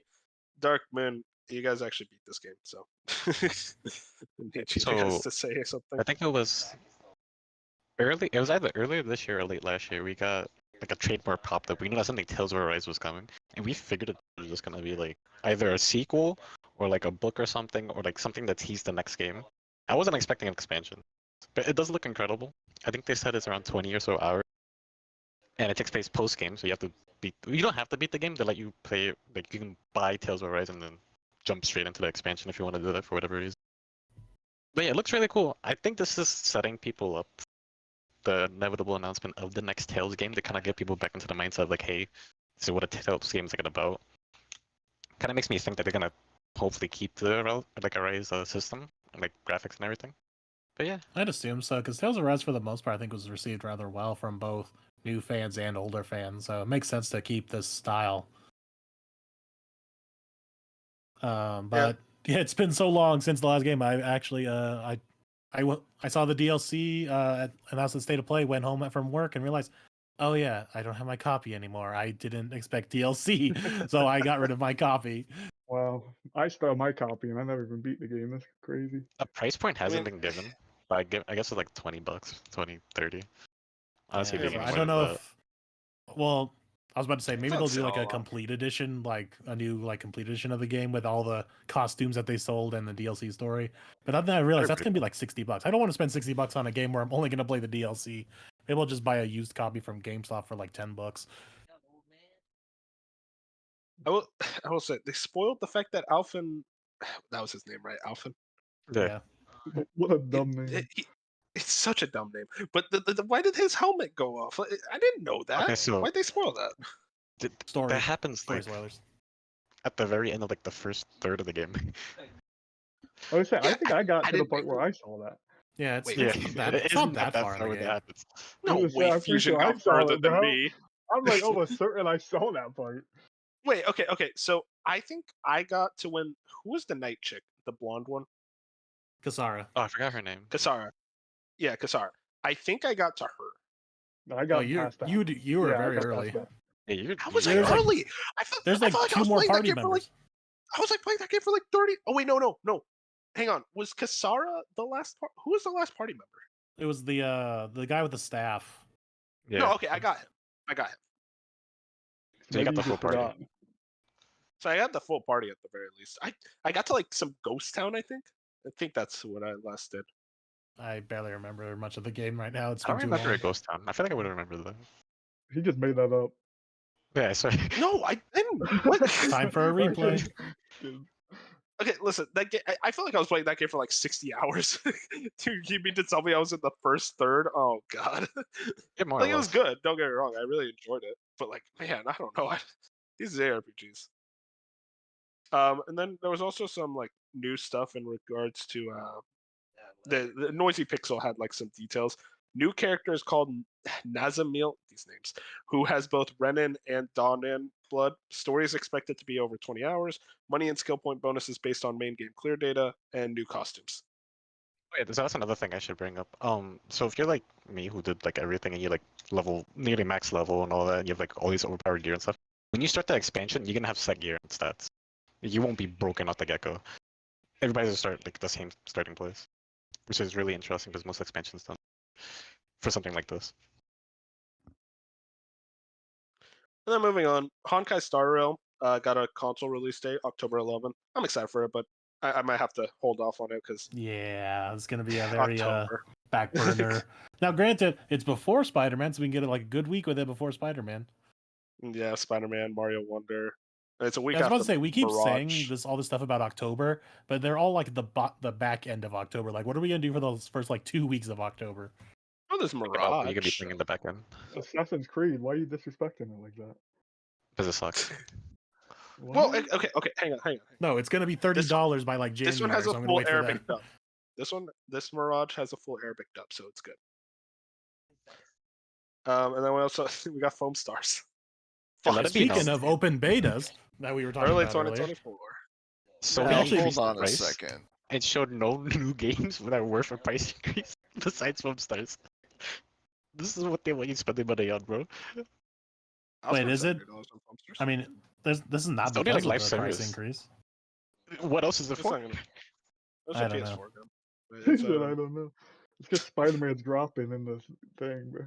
Well, no, I mean this Well- Foam Star open beta is next week. It's the 20. That's the or no, like 2 weeks from now, the 29th. But did you have something to say as well? Not about Foam Stars, but I can't help but feel like we're missing a very important announcement. It's the last No, game. no, Fuck. no, no, no, not that one. 3 new colors. Hello. Okay, what was up with that trailer? trailer? I was so confused by this. That was the weirdest trailer I've ever seen. I was like, what the fuck? Right, is I it think I now? missed this. I don't remember that. Yeah, That it was trailer like was they weird, bro. kept showing like the DualSense and the PlayStation and like minerals, which I get it that was kind of like the theme of the color palette, but it's like I don't know, like they did the same thing with like the celestial colors too, where they like showed them in space. It's like, guys, it's red, white, and blue, or red, silver, and blue. I don't think we need like They're really hyping it up. yeah, you don't need to waste your CGI budget for the year on this accessory trailer, but you know, whatever. That's just, I mean, they're going for that prestige premiere, you know, kind of associations. Branding. Yeah, Branding. right. So I get it, but it's just so stupid. colors. You know that What's prestige, okay, Wolf. prestige products. You know, like the PlayStation Portal. Yes, correct. But as we alluded to, we keep talking about this thing like it's Voldemort. We never say the name of it. Final Fantasy VII. Yeah, I know how to say. Okay, we're ruining it. Final Fantasy VII Rebirth. We got a trailer for it, and then a release date, February 29th, 2024. It looked. I went back to watch the trailer because I actually wasn't able to watch the state of play live. This game looks fucking incredible. Hot, sexy. Yeah, like this. I don't like. I don't know how I got more excited for this video game. I didn't think it was possible, Zach's but alive yeah, They as did the it. main character. Holy shit, bro. You know, I with remake and integrate, you know, they had like some side content and like some like I remember what was the mini game in like the Fort Condor mini game in integrate, right? That you could Yeah, like really spend a lot of time in. I didn't really mess around with that stuff, but let me tell you, Golden Saucer, that looks like I'm about to spend 20 hours in like those like mini Just those games mini games. alone. Yeah, like So- it is crazy how much content they're actually putting into like this one.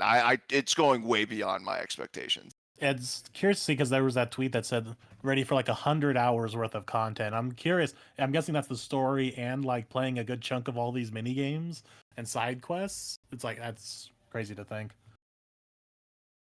Yeah, and then like with the story implications too. I mean, it's clearly all over the place, Talk about it a little especially bit. if you was that So what happened in the trailer? Like, should we talk about the story implications or save that? You can yeah, let's allude to not. stuff, but not but- go into like deep stuff. If I catch a spoiler in this moment, No, No, it's no, just no, based no. on what was said in the trailer. I mean, No, well, let's just keep it vague. Let's just say there is a lot going on here between what I think original fans know as the timeline and what I think people who have only played remake know as the timeline. And yeah, there's a lot going on. I want to point out that this game does end at the Forgotten Capital, and if you know, you know. Right. So yeah. Yeah, that's what we kind of assumed for quite a while. That's where part 2 would end. Right. And yeah, it's just so interesting because like there was even like a specific scene in the trailer that was definitely not in the original. So it's like something new for Rebirth, based off of where they're going with it. Where it's like, God, how are they incorporating this all? Because this is Man, I want to talk so bad. yeah, I know. We'll have to talk about it. We'll have after to the do a show, but- meal prep in like you January. got to do That's that. true. Yeah, we should do that. But I guess I'll also use this opportunity to once again. There have been there's been plenty of discourse on how to consume Final Fantasy VII, and some people are like, oh, you can just play the remake. No, you guys need to play the original. It's only 20 hours. We'll watch a guide if you don't know how to get through it I or don't how care to play that old Dev said school. that you don't need to have it. Go to the original. Yeah, no. Play the original. Play the play Crisis Core Reunion or the original. I don't really care. I think Crisis Core is actually 'cause- mandatory now, even everything does happen. Yeah, I need to play it's Crisis just like Core. I'm Me scheduling that too. soon. Me too. You it's don't need to play for Crisis Core. It's not a good No, game. you don't. Shut up. Or yes, you do. Shut Don't you up. start Just wrap the story recap. The game sucks. No, No, it You doesn't. don't need to you're play wrong. it. You're wrong. Such a hater. You're The wrong. game You're is just, no. you're just We're wrong. gonna get to this right now. We're gonna get to the game is bad. There is no Yo, way you can anyone who gaslight me. hates Just Zach has the wrong opinion. Okay. I mean, the That's just how it combat is. isn't I it? didn't say I hate Zach. I didn't say I hate Zach. I do hate Zach, but I didn't say I hate him. I hate the game. But the combat isn't it just remake combat? I'm going to just enjoy a the little bit It's of combat. that. it's No, remake it's combat not. with like 2 buttons. It's like Oh, shitty okay. remake combat. It's And you have a definitely more mindless. boring combat. ass story. Everyone gaslights it. They're like gaslit by this game because the ending is Bro, really good, whose which man is is a this? really good ending. But like 90% of the game is There's garbage. still amazing story beats within that What? game. There's like this shitty ass villain reading Bible verses and shit. Like what's Okay, his name? ignoring Genesis or him. Well, whatever? if Fusion, why don't you? Okay, nobody. I don't Ignoring. think Fusion was like devastated by learning the name of Genesis. Yeah, no. I think we can all agree Genesis sucks. But like, there's just so much. Like, again, going back to what Dark said. Like, yes, if you only played remake, you will have fun with Rebirth. But there's so much good story stuff going on here, and the commitment to actually understand everything that's going on is like 30 hours tops, which is not like saying you need to play Xenoblade 1 and 2 to understand 3. Like, we're not talking about a huge time commitment 30 here. hours? That's a lot of time. I'm just That's a saying, lot of like they're life. gonna have a Take your recap. time. They're gonna have a They are gonna recap recap. for this I game. guess I'll try to play Wait, is the FF7 recap original of at the some original point. game, or is the recap of just? Moon, don't let Oh, them part one. gaslight you, bro. Stay Hang on, strong. I can. It's I'm bad sure- enough I got to play Crisis Core already. I know we're in the Crisis Crisis Core. Core's a good Let's game. just focus Why on you guys hating Crisis Crisis Core. Core? Crisis Core. No, I'm I not don't saying. wanna- No, I'm I not wanna hating play on. Crisis I'm not Core. hating on Crisis Core. I'm just saying my time. It's like I got to find time to play Crisis Core. You have so Crisis many Core other is games honestly to a play. fast Don't play play. a bad Like game. it only will take you like 5 to 10 hours. It is not Thankfully, that long. hopefully it's like December and 15 hours. January are so far empty of new releases, but I'm hoping all the October, November games I get Whoa, through at a Avatar. reasonable time. If you play Crisis Core, you could honestly beat it in like 10 hours. And then if you do Final Fantasy VII with like a guide, and do like the 3x speed, it does not take, like, you can mainline that game pretty easily. And I think it's on PS Extra, I so don't that, even think that you need. helps. You don't need to play I the mean, original it's also Final like Fantasy. $10. It's so Wait, yeah, I mean, it's wait. not a commitment.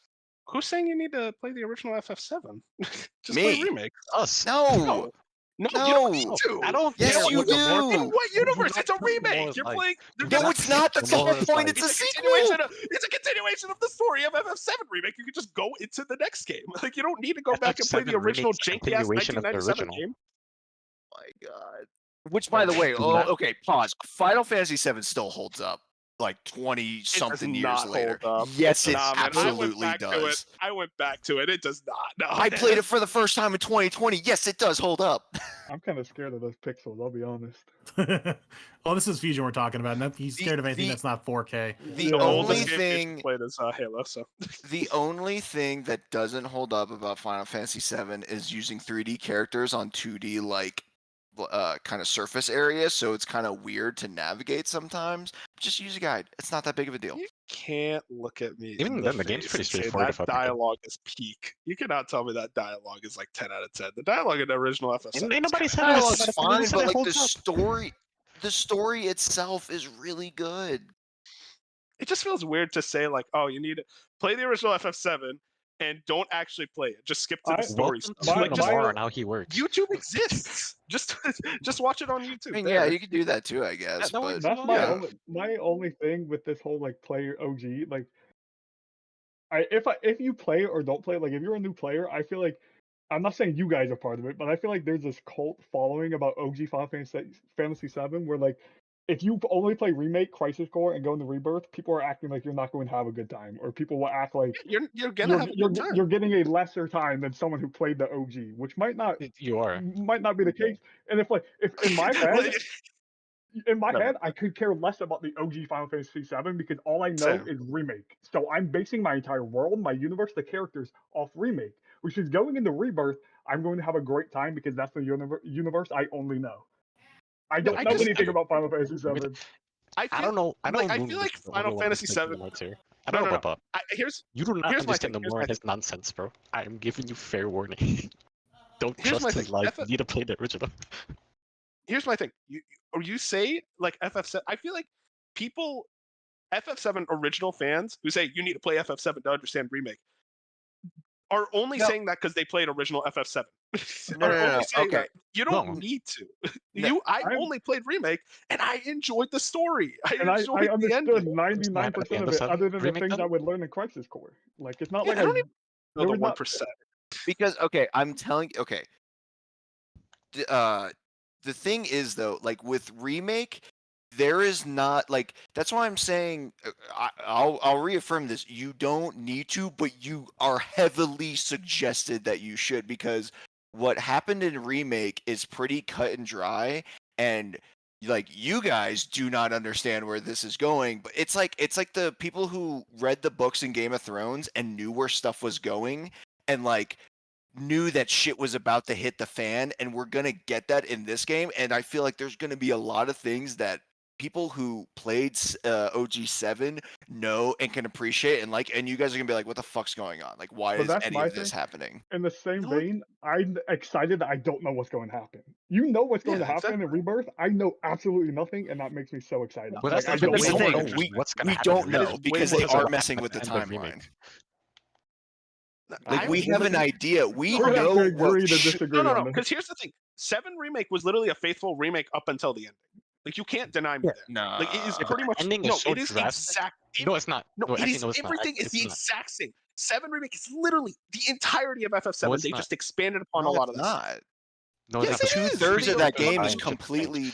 Yep. Yeah. No. I mean Midgar. I meant to say Midgar. I'm sorry. But No, yeah, but still, Midgar. I mean, It's even changed. then, No, there is not enough change to substantially like affect your enjoyment of FF7 Remake. No, yes, there is. I'm telling you. You No, just don't I fucking believe feel me, like- bitch. by I the swear to by the God, time here's- you here's- get to the second reactor in Remake, that's when it starts going off the rails and just turns into a completely different game. Like it was like I that's the only looked up, game I know, played so. that. No, You know, I but- played that part in 7. I played that part in original 7. It was literally the same. That- I'm just- Everything. The I mean, major story okay. beats were the same. Yeah, the main story beats, and there's a lot of small details. Like, wait a second, this is different. What But small details? What did I'm not going to talk about it because it's. I mean, you want to get into it? We can do it right now. No, No, we no, can't should. spoil it. We can't No. spoil it. No, but We could I'm skip it just for the okay. For the final time, you do not like. I think you guys are justified in not playing the original stuff and just starting with Remake and going into Rebirth. And I think you are going to have an enjoyable time. But I am just trying to suggest it as much as possible. I think you would find so many things cooler about the game if you did Yeah, play it's- 7 and Crisis Core. Yeah, it's Like that whole thing 5%. like you said with the book comparison. It's like it obviously you can go in blind and have an enjoyable time, but there's going to be so many things scattered around that when you know stuff from the original, you're going to have a better time. Yeah, and again, it's not like, again, the people who have played 7 do not know what's going to happen in Rebirth because it's clear it is not they are fucking with the timeline. So we don't know what's going to happen either, which is fun because it's playing on our expectations of how we know the story. But and I think that is fun within itself to explore within this game, whereas for you guys it's still going to be a cool story because you don't know what's going to happen. But I don't know, I just feel like there is a level of understanding that I think enhances why I love this game so much and I'm so excited for it, that I'm just trying to I'm not saying it's the right way, but I think you will get so much more out of the game if you do put in that effort. Like, this is like a lot of you guys' first time messing with. He does this stuff all the time, especially I if you're familiar know with Kingdom Nomura. Hearts. I know This is Nomura. him at his finest. You do not Don't. trust his lights, bro. He's on his shit with this game. I'm telling you. Yeah, so he's gonna ruin the story. I'm kidding. I don't know about all that. But Yeah. I'm kidding.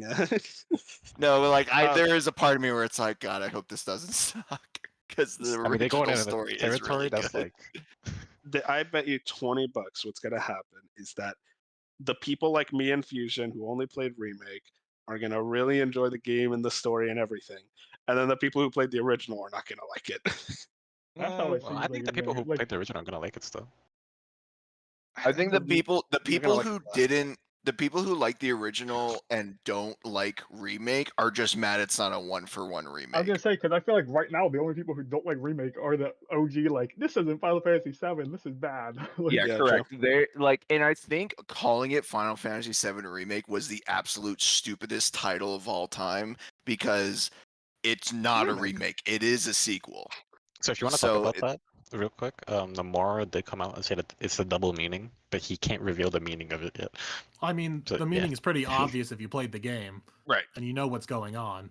The Right. remake, yeah, it is a double meaning. But you would never know that if you're just looking at the title of the game, right? And all the that's beforehand, all the trailers and promotions and stuff. So it's those are the reasons why OG fans that wanted a 1-for-1 high depth remake of 7 are mad. But I think everyone who has moved past that and accepted what this is are still excited for it. You guys make fun of me for liking Paper Mario, but you don't have all these weird ass timelines, remake, rebirth, all this crazy shit. That's I just Nomura play for you, Paper bro. Mario in peace, man. Kingdom Hearts fans are in the trenches. Is what we deal with Does on a regular Nomura basis. even have that much influence over this game? He's Yeah, he doing other does. shit right now. Yeah, He's he like does the apparently. He still does. Wait, what? We got details on it. We can go through these really quickly. Synergy system, new combat mechanic that allows you to use synergy abilities with party members. Skill trees have been added to the game. These can unlock new synergy abilities, brand new materia, and more. Greater focus on exploration. That gets me excited. Vast world map with new traversal abilities like vehicles and a glider spotted in the trailer. I mean, this is like full open world or like open zone? What do you guys Got to think? be 16, right? Yeah, it's gonna be big open zones. Anything but that. I think it's open zone. Anything I but think that. I think it's gonna be more open than 16. Yeah. It'll definitely be more open than that game. Yeah. It is confirmed that the game will end at the Forgotten Capital. Oh shit! I don't know what that means. Is that crazy? If you know, you know. It's We'll leave exactly it there. where we thought it was gonna end. Locations may be visited in a different order than the original. For example, Wutai is not in this game, but in the next one. Red 13 is fully playable. Fuck yes! Oh, I didn't read that part Yeah, yet. that's sick. That's my That's go. nice. Features a new playstyle which balances offense and defense, has a revenge bar in addition to the ATB bar, which charges up guarding enemies' attacks. Vincent is in the game, but it's hinted that he may not be playable until part 3. I Kate figured Sith as is much. my go. I'm happy to get Kate Sith. I'm so excited for Kate Sith. Many new summons available, now more than the original game. I mean, we saw in the trailer, Odin was there. So that's exciting. They've gone all out for mini games and fleshed them out even more. Many new mini games have also been added. I hope so that these mini games are good because I remember when I got to Gold Saucer in the original game, I'm like, these are horrible. Yeah. So I hope those are a lot more fun. Over 100 hours of content in the game. The side content combined adds up to nearly double the main quest, and then can be played completely without playing the original. Recap will be provided. Okay. No, you're playing the original before this. You'd be a weirdo if you went into this one. Yeah, are they talking about? Wait, are they talking about original Remake? Remake or seven? like the first game? They're talking about remake. Okay, Yeah, yeah, that is seven kind of remake. crazy. I mean, I Okay, guess I'm if you cool don't with want to bundling it together. like if you It's like a if you good play thing. it I at guess it launch could and be you don't want to remake. replay it, I guess that's Yeah. fine. But yeah, don't go into this without playing at least remake.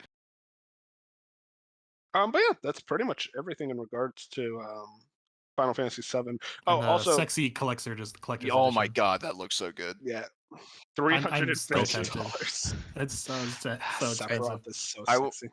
I will say, I think what is it, the standard or like the physical deluxe edition is everything except for the Sephiroth statue, and it's only like $100, and that is probably what I'll be getting because that steelbook is so hot. You It don't is want a very 19 nice inches of steelbook. Sephiroth? No, I don't have the Anything room. but that. I don't have the got room. I I'll got show you that. a Also- picture, bro, if you make it. And then Noble, a friend of the show, had this. Seems like Final Fantasy VII Rebirth is PS5 exclusive for at least 3 months until May 29, 2024. So maybe like Okay, they'll get so- it on PC a lot quicker. I think Not because Xbox, though. so the thing about that, I think that this could be tying into the Xbox might be getting Rebirth, not Rebirth, remake being announced at TGS next week because of the new partnership and deal that Square has going on. That and Square is like, they don't know what the fuck they're doing when it comes to games and shit, obviously, so they need the extra help. I would 3 months love exclusivity is a nothing lot better more. than this. What was it, 6 to a year? Yeah, I think it was a year for It the was a year. PC. It was a year for 7, Yeah, and then it they was waited- for 16. It was- was 6 months. 7 Remake, it was a year, but they didn't do the PC release until like the end of said year. So like the Right. end of Yeah. 2021. I you so would think I it's coming think to Xbox. the funniest outcome here would be if Xbox just gets a Rebirth, and and that's like why they're making the recap because They don't get people on remake? Xbox just won't be able to play. Like remake's just never coming, but hey, you get Rebirth. Like what That'd be the fuck? insane. That'd be fucking hilarious. That'd be fucked up. I That'd mean, be they insane, already but have I swear that Crisis would Core. happen. That's what I'm saying. It's like that would just be such a Square Enix move to be like, yeah, you're not getting a remake, but here's a Rebirth. I do think that 3-month exclusivity is just going to be for PC. I still just don't think Rebirth is. I don't think any of these are coming to Xbox. I think there's a given what happened with FF14, which is arguably like, it's a bigger deal than 7. I think it can happen. We'll find out next week. What If it's why not I there think next it week, might happen. then all hope's dead. I'll say why I think it might happen is because they also have that bundle of both the integrate version of That's 7 true. Remake and Rebirth, and if they already have that all as like a package deal already, the code ready to go, just put that over to Xbox too. So it's like the precedent is there. We also have like but a yeah, with with- Square Enix also. Depends on what he says. But right now he's But cool. yeah, so with everything there, I do want to get our final thoughts on the state of play. And the first person I want to ask is someone who has returned, unable to join in the beginning. Bench JC, what are your thoughts on the state of play? It was certainly better than a Nintendo Direct. Oh shit! Wait, okay, Wait, get his wait ass a out of minute. here. Wait. All right, This kick is him why I hate out. Final Fantasy fans. No, okay, you know what? Okay, that's enough. See you, Bench. Not even. I mean, I actually have to look what was there. I know I just liked it more. Oh my gosh. It was because No, Rebirth no. was there. Yeah, it was because And that's- Rebirth. It was no, I Rebirth thought- and Tales. Yeah, Tails was there. I love Arise. So that was a big Spider-Man was highlight. And there. I thought Spider-Man looked good. I don't know. I think us collectively, Spider-Man's kind of just been like off the radar until now. And now it's actually that's what something you I'm should like, What? it's been something that's I'm actually like constantly thinking about now, like getting excited over. So that's a change after the state of play. RE4 DLC, great stuff. You love to see it. And Rebirth, I can only talk so much about Rebirth, but I just We already Spent the yeah, I past thought it like was very 25 solid. minutes talking about it. Yeah, we talked Yeah. a lot about it. Pretty much whatever Dark said, I mostly agree with. So I'll leave it at that. Oh man, is that a Love to see compliment? it. Oh no, Yeah. I'm sorry. You might want to take that back. No, we No, talked about it he- beforehand.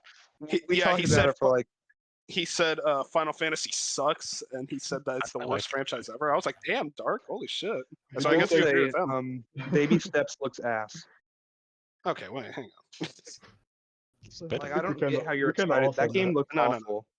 No, I'm not excited. It's a Not beta even- body game, and that's kind of it. Never shows that's- well. that's The the whole point. point is like Yeah. it's kind of I mean, shitty. I It's don't like even think Octodad.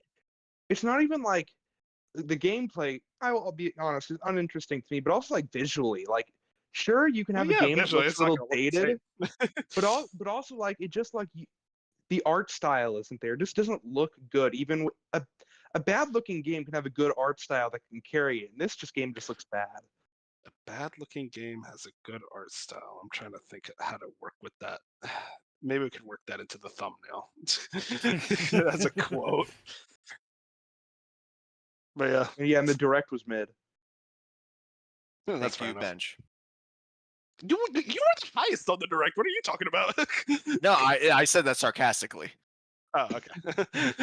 I was like, no, hang on, you can't change sides. But yeah, that's everything in relation to the showcases. Speaking of shitting the bed, we didn't talk about shitting the bed. God damn it, that transition. Unity. Unity is charging developers for installs of their games. This comes from GameDeveloper.com. Bryant Francis had this. The cost of using Unity as a game engine is once again about to increase. Starting in January 2024, the company will begin charging what it's calling a Unity runtime fee that is based on the number of users installing games built on the widely used engines. The runtime fee will kick in after developers cross specific revenue and install thresholds that scale with different subscription plans. Unity Personal and Plus developers will pay a flat fee of 20 cents per install. Pro and Enterprise users will pay a smaller per install fee that scales downwards with the number of installations over the initial threshold. That's kind of like the main gist of it. And then there was a lot of extra stuff, but I guess I want to immediately start like, what are our initial reactions to this very negative story? Yeah, what are they doing? Like, I don't understand. Like, it's kind of uncomprehendable when you really start to think about it. Like, do they think they can charge people from games from 10 years ago where like entire studio staff could be different? Like, I just don't understand. Yeah, it's weird because it's like a lot of the stuff initially, there have been so many updates. This has been a very muddy situation. They have not been very good at like telling us exactly how this works. But one of the big things was like, even if like your game released 5 years ago, it's like, all right, pay up. Well, even if the game was pirated, somehow they would know that too. And Yeah, it's like, it's dude, like that's somehow what? they're following the tracking, and then they didn't disclose how they're tracking that kind of stuff. Yeah, They said trust it's me, an bro. estimation, didn't they? They said Yeah, it's they kinda have like, they have proprietary technology that like should be able to estimate like how many downloads it actually is. It's like, dude, how are you gonna invoice someone on like a guess? they're Like gonna- the number of games that use Unity is way more surprising than I thought. Oh, it's a lot. Genshin is on Unity. Pokemon Go, Pokemon Brilliant Diamond was actually on Unity too. Fire Emblem Engage. No, wait, was it? There's no Yeah. way. So. Yeah, it was Fusion on Sword Unity. Game I looked looks like it's on Unity. into it specifically for this. Yeah, Hollow Knight was on Unity as well. Among Us is on Unity. There's a lot of games that are on Unity. So it's a big chunk of the gaming industry.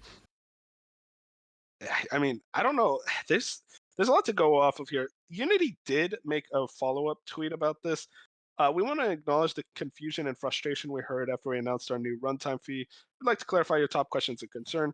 Who is impacted by this price increase? The price increase is very targeted. In fact, more than 90% of our customers will not be affected by this change.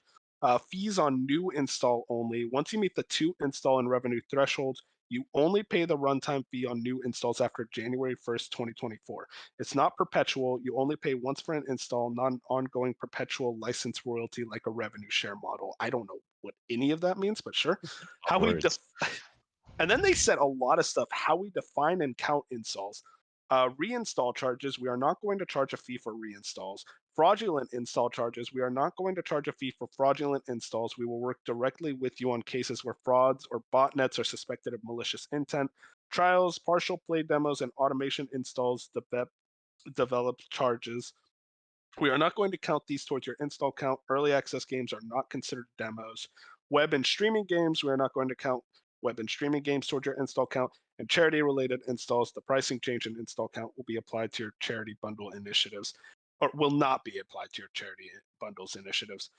And here's my thing, is that the issue with all of this is that there's so much wording, so much like red lines, crazy things. Where it's like, why are you even doing this in the first place? Like, it's clear that you do Money. not understand how any of this works. Well, obviously money, but like none of this makes sense to me. Like you read through all of this, and it's like still there's like confusion about like pirated games, and then it's like, oh, we know whether it's gonna be like botted installs. It's like, do I really trust you if I'm giving you money? I mean, doesn't this like breach their entire previous TOS with like without warning as well? Yep. Like like the question should be, is this even legal? Which a lot of pointing, probably not.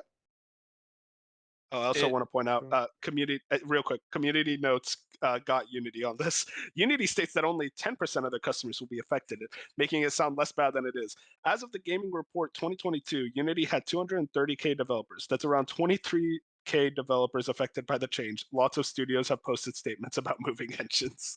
That's Yeah, funny. seriously. I will say this seems like it didn't just it didn't hit me until like just hearing about it again today, but this feels like an Elon Musk Twitter move where there wasn't really any like actual thought and like asking around and like consulting people and consulting devs. They kind of were just like, yeah, this seems like a good idea. Let's do it. And then everyone's like, what the fuck are you doing? And you're like, oh, well, which is the crazy thing is they're not like they're not rolling this back either. They seem to be standing like guard on it, which is surprising, but I just don't see how they're not running this engine into the ground if you have so many of your major developers being like, yeah, no, we're switching engines. That's Even also if they insane. backpedal, they can't recover. Yeah, exactly. that's the other thing is like even if they did backpedal, the trust is gone. But the other thing is some developers and people who work at Unity who are now there. Apparently, a bunch of them are like quitting in droves. But they were saying that yes, there were mumblings about this within the company for a while, and the employees were all saying this is a terrible fucking idea, and apparently all the higher ups were just ignoring these pleas, like please don't do this. This is company suicide. So clearly, this is all just a higher ups just looking at the bottom dollar kind of thing, not taking any consideration of what this actually means. Yeah, I mean, the higher up, I want to point out the Unity CEO is the same CEO who was the CEO of EA when EA was voted worst company in America for 2 years in a row. Yeah, He is not a very smart person. He also tried to float around the idea that in Battlefield you should pay for every reload. Oh, So that video. That video is Yeah. hilarious. I recommend everyone to Just- watch it. It is comedy gold. yeah, John Riccatello, friend of the program. friend of the podcast. He was supposed to be here today, but Yep. We got Bop instead, so I can Sorry. argue about Final Fantasy for 30 minutes. He was supposed to argue about. He's a huge Final Fantasy VII fan. You all agreed Final Fantasy looked good though, right? There was nothing Oh, negative. yes. Don't Yes. worry, we're positive. But I mean, yeah, this whole Unity thing is a shit show. There was one other thing. This is hilarious. This comes from Twisted Voxel from Muhammad Ali Bari. Unity claims PlayStation, Xbox, and Nintendo will pay its new runtime fee on behalf of devs. Unity Technologies has stated that PlayStation, Xbox, and Nintendo will pay the company's new runtime fee on behalf of game developers. A new FAQ has been shared by Unity Technologies, which answers questions regarding the company's recent change in the game development engine.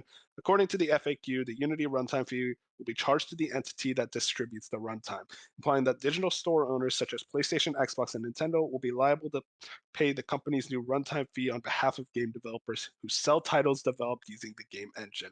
It's unclear if Sony, Microsoft, and Nintendo are aware of this particular change in the policy and whether they'd be willing to comply with Unity Technologies. Spoiler alert, they are not paying No. shit.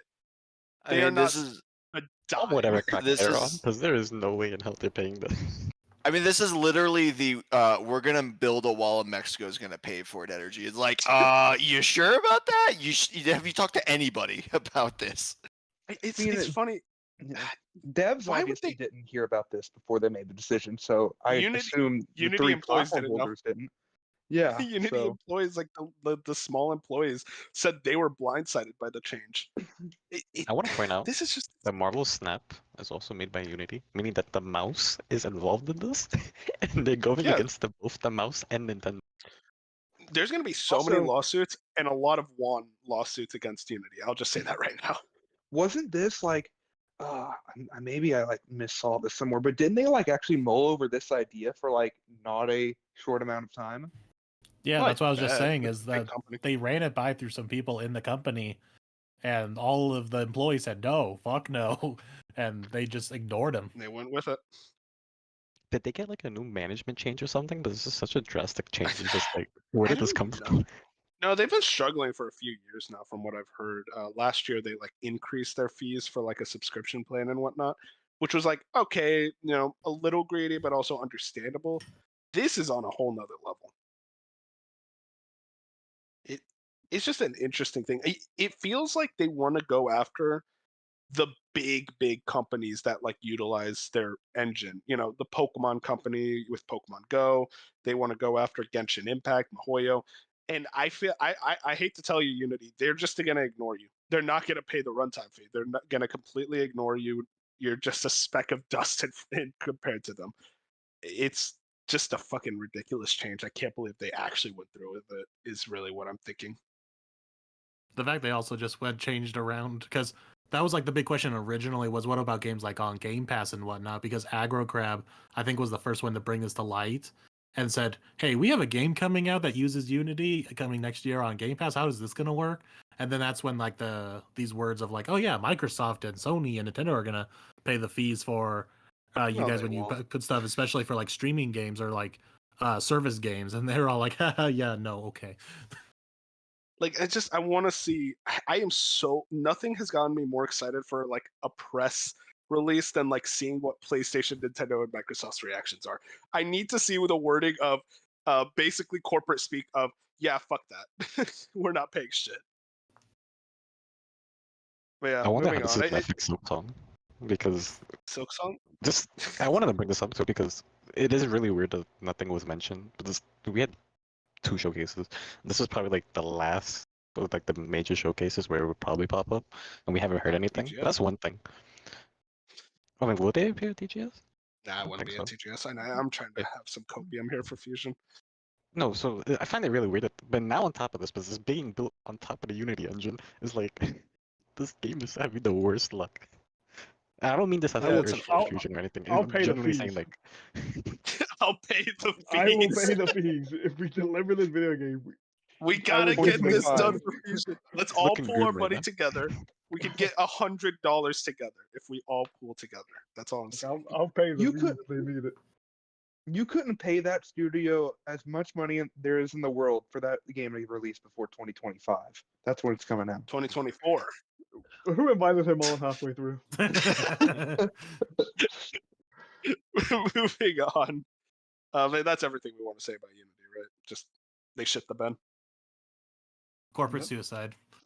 It won't Yeah, last. Like, I they can't That's my thing. I don't think it will last. I That's think I the- feel like I'm in the minority because it seems like a lot of people think this is gonna Oh stick no, around, but no, I this do is not gonna think go this away is somehow. like happening. if you know the meme, we cannot financially recover from this. This is what it pretty much is Unity doing to themselves. I think it's And- worth pointing out too, like, video game news every once in a while will kind of obviously we do a video game podcast. The people listening to this are listening to a video game podcast. We're all very in tune with the industry, and a lot of this news doesn't actually break into kind of more of the mainstream media or like the casual audience. This absolutely has like people Yeah. I see that rarely talk about video games are like, what the fuck is this? And I'm like, damn, okay, like that's how you know a situation has kind of hit like critical mass, when you start seeing that casual outside audience being like, I don't know what's going on, but this is really shitty, and like I now know that Unity is bad. Like, Okay, well, I'm gonna play the opposing side. I'm completely on your side, but I think it'd be fun to have a counter argument from like I guess the bigwig perspective, looking at, and I don't know a lot about like stocks and stuff, but looking at their stock price, it didn't plummet or anything. If anything, it's like stayed pretty You much the gotta give it same. a minute. They haven't financially been damaged from this by like Yeah, to the point where shareholders are gonna be upset. I'm with Fusion that I don't think this is gonna last because I think the minute we see like I'm waiting for the PlayStation, Nintendo, Xbox, like what they're gonna say, because they're gonna say fuck no to paying the fees, and Unity's like, oh okay, never mind then, I'm sorry. Well, are they gonna leave them at that though? Are they gonna like? Are those gonna be like just a lawsuit against Unity? Because I think indie devs may sue Unity, and that's Indie just a devs are lot gonna of different sue them. people. But also, Yeah, like, they're do you gonna. think There's gonna be an insane Microsoft, amount of lawsuits. Nintendo, Sony actually like sue Unity?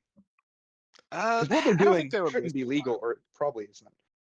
So what I could see is PlayStation, Microsoft, Nintendo. They send out a press release saying we're not paying this fee. We're not going to deal with this, and then Unity sues them, and they're just like, oh, you were going against the contract, and then Microsoft alone is like, we've been dealing with like regulators from like all these countries for like over a year. Like, we have the best lawyers in the business. We are going to bury you.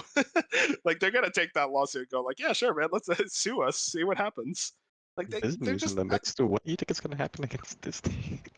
Yeah, Yeah, even Disney, if like, they it's a lose-lose. somehow survive all this, like many indie and like AA studios have already said, yeah, we're gonna be moving anything we can from Unity. We're gonna move to something else. So Also- they're Unity's also been like their trust is not like it just shattered. Apparently, they've had like a steady decline over time, and this is Yeah, just no, like we talked took about cables back. Bench, I also want to point out their stock dropped 8% after that announcement, which is did? actually that's I a did not see that. sizable decrease. just they're wait only until PlayStation, Xbox make their announcement. Then the shareholders will be like, oh no, the other people aren't agreeing to this. We're gonna dip. Yeah. Yeah. And like I think it's also interesting. I don't know. I'm pretty sure this is unsubstantiated, but it's an interesting rumor. Apparently, Riccatello like sold a bunch of stocks a couple of weeks 2000 ago, stocks. Oh, I forgot about that. Yeah. and like right before the announcement, it's like, That's insider trading. yeah, that's also Uh-oh. interesting. Could have put all that in there too. Yay. Yeah, jeez. Man is trying to actually kill the company. Moving on, we got a pretty interesting story here. Gaming conglomerate Embracer Group might sell the studio behind Borderlands. Why did they say the studio behind Gearbox? Everyone knows that. Whatever. This comes from Jacob Jacob over at The Verge. Embracer Group is reportedly looking at selling off Gearbox Entertainment, the maker of Borderlands, as the gaming conglomerate searches for ways to make money following the collapse of a major funding deal earlier this year. Reuters reports that Embracer is already shopping the studio, but warned that a deal may not happen. This is the latest dip in the roller coaster ride that has been Embracer's last few years. The company has pieced together an immense gaming and entertainment portfolio through a non-stop series of acquisitions, which has brought together the comic groups Dark Horse, Tomb Raider maker Crystal Dynamics, and franchising rights to The Lord of the Rings and Hobbit, among other properties. Obviously, this is a lot of money, which made it a big problem when a big deal for a $2 billion investment, reportedly from a Saudi investment group, fell through in June. Now, this is an interesting story. Embracer Group, that's the I guess I forgot the phrase. It's the gift that keeps on giving when it comes to goofy news stories.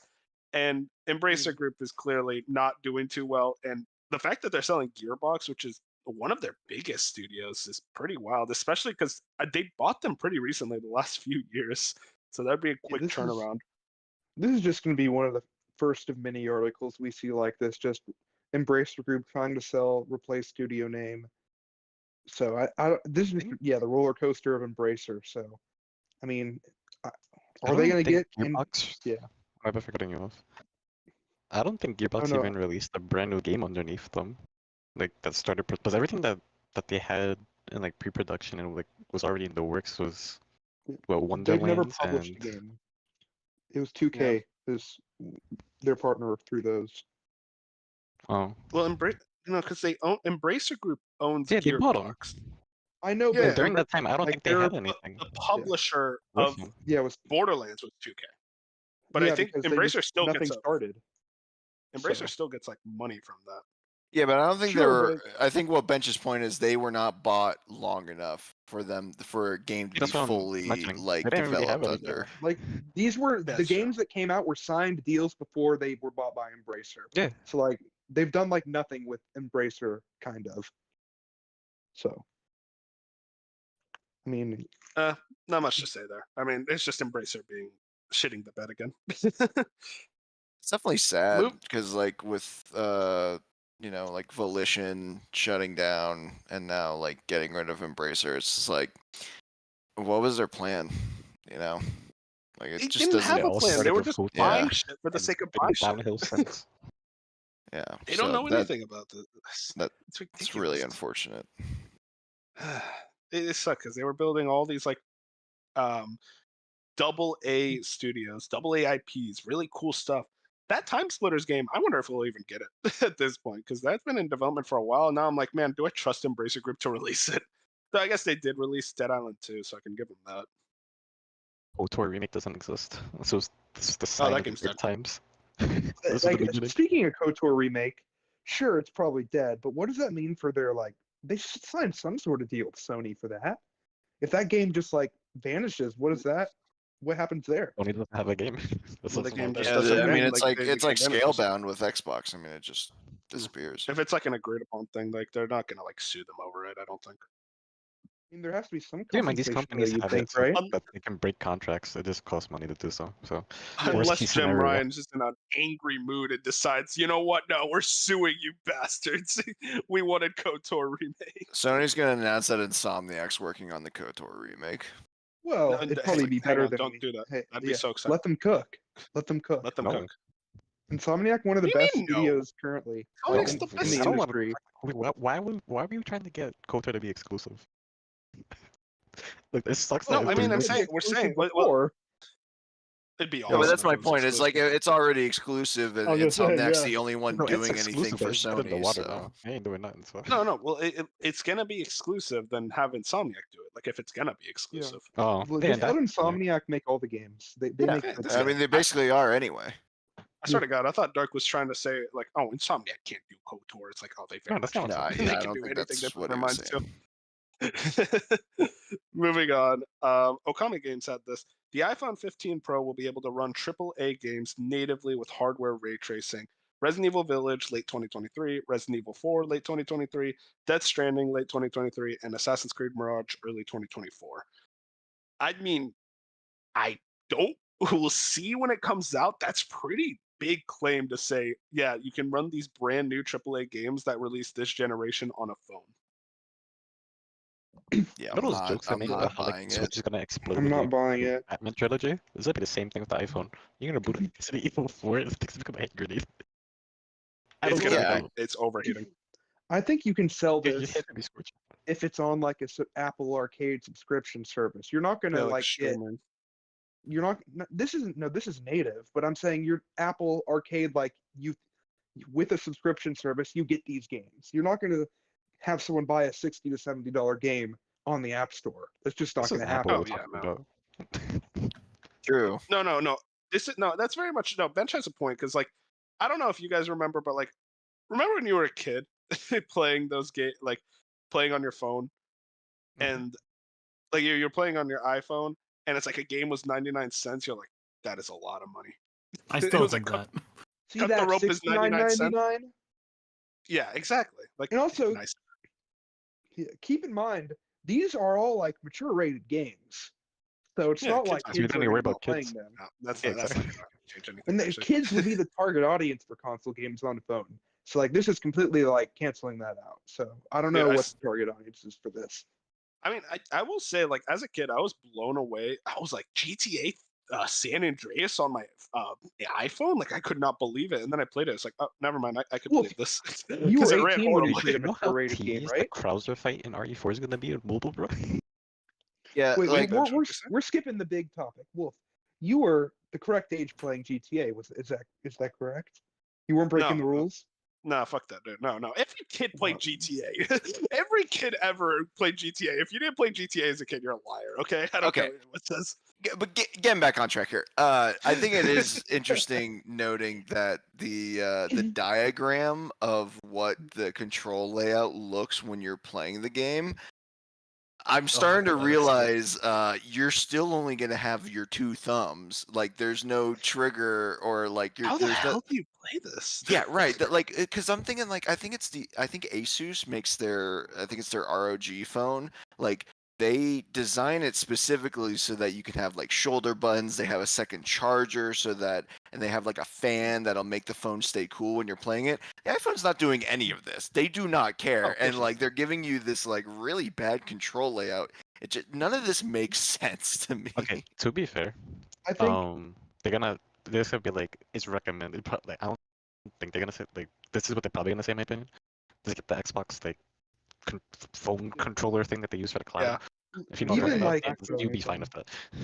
even like all our console controllers just can Bluetooth to a phone. It's Switch controller, play DualSense, Xbox controller. So maybe the assumption is you just use one of your controllers, or just go buy one for this. Yeah, I mean It's How long before we get it's iPhone just exclusive games? I'm just waiting for like commercials now. It's like coming to all platforms: PlayStation, Xbox, Nintendo Switch 2, and iPhone 15. It's Yeah, They're so, putting, they're putting Apple this out wants on to get into the video phones. game industry. Persona that's 6 very on the yeah. iPhone exclusive. like They're I feel like you look at everything Apple's been doing the last few years, like it's very clear they want to try to find a way into the video games industry. just And buy this is Sony. kind of like their entryway. They could buy Sony. That's the I know. thing. It's like I always They feel have like enough that would money. actually make sense. That Like, would be a hey, hell. Like I don't want that, but still. No, you're having same. you're having this on the iPhone, right? But I think when this comes to like an iPad, then you have a conversation on why people might want this.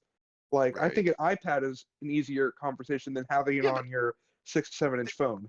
how am I playing RE4 on an iPad still? Like how do I You're press the literally L2 and R2 propping it up buttons? and you're holding the controller, just like Okay, it's kind of it's just like it's pretty This self is for that. that's so weird. Like I imagine like going on the App Store, seeing Resident Evil 4 remake, and then just like in big bold letters, hey, you might want an Xbox controller for this. It's like, why don't I get an Xbox?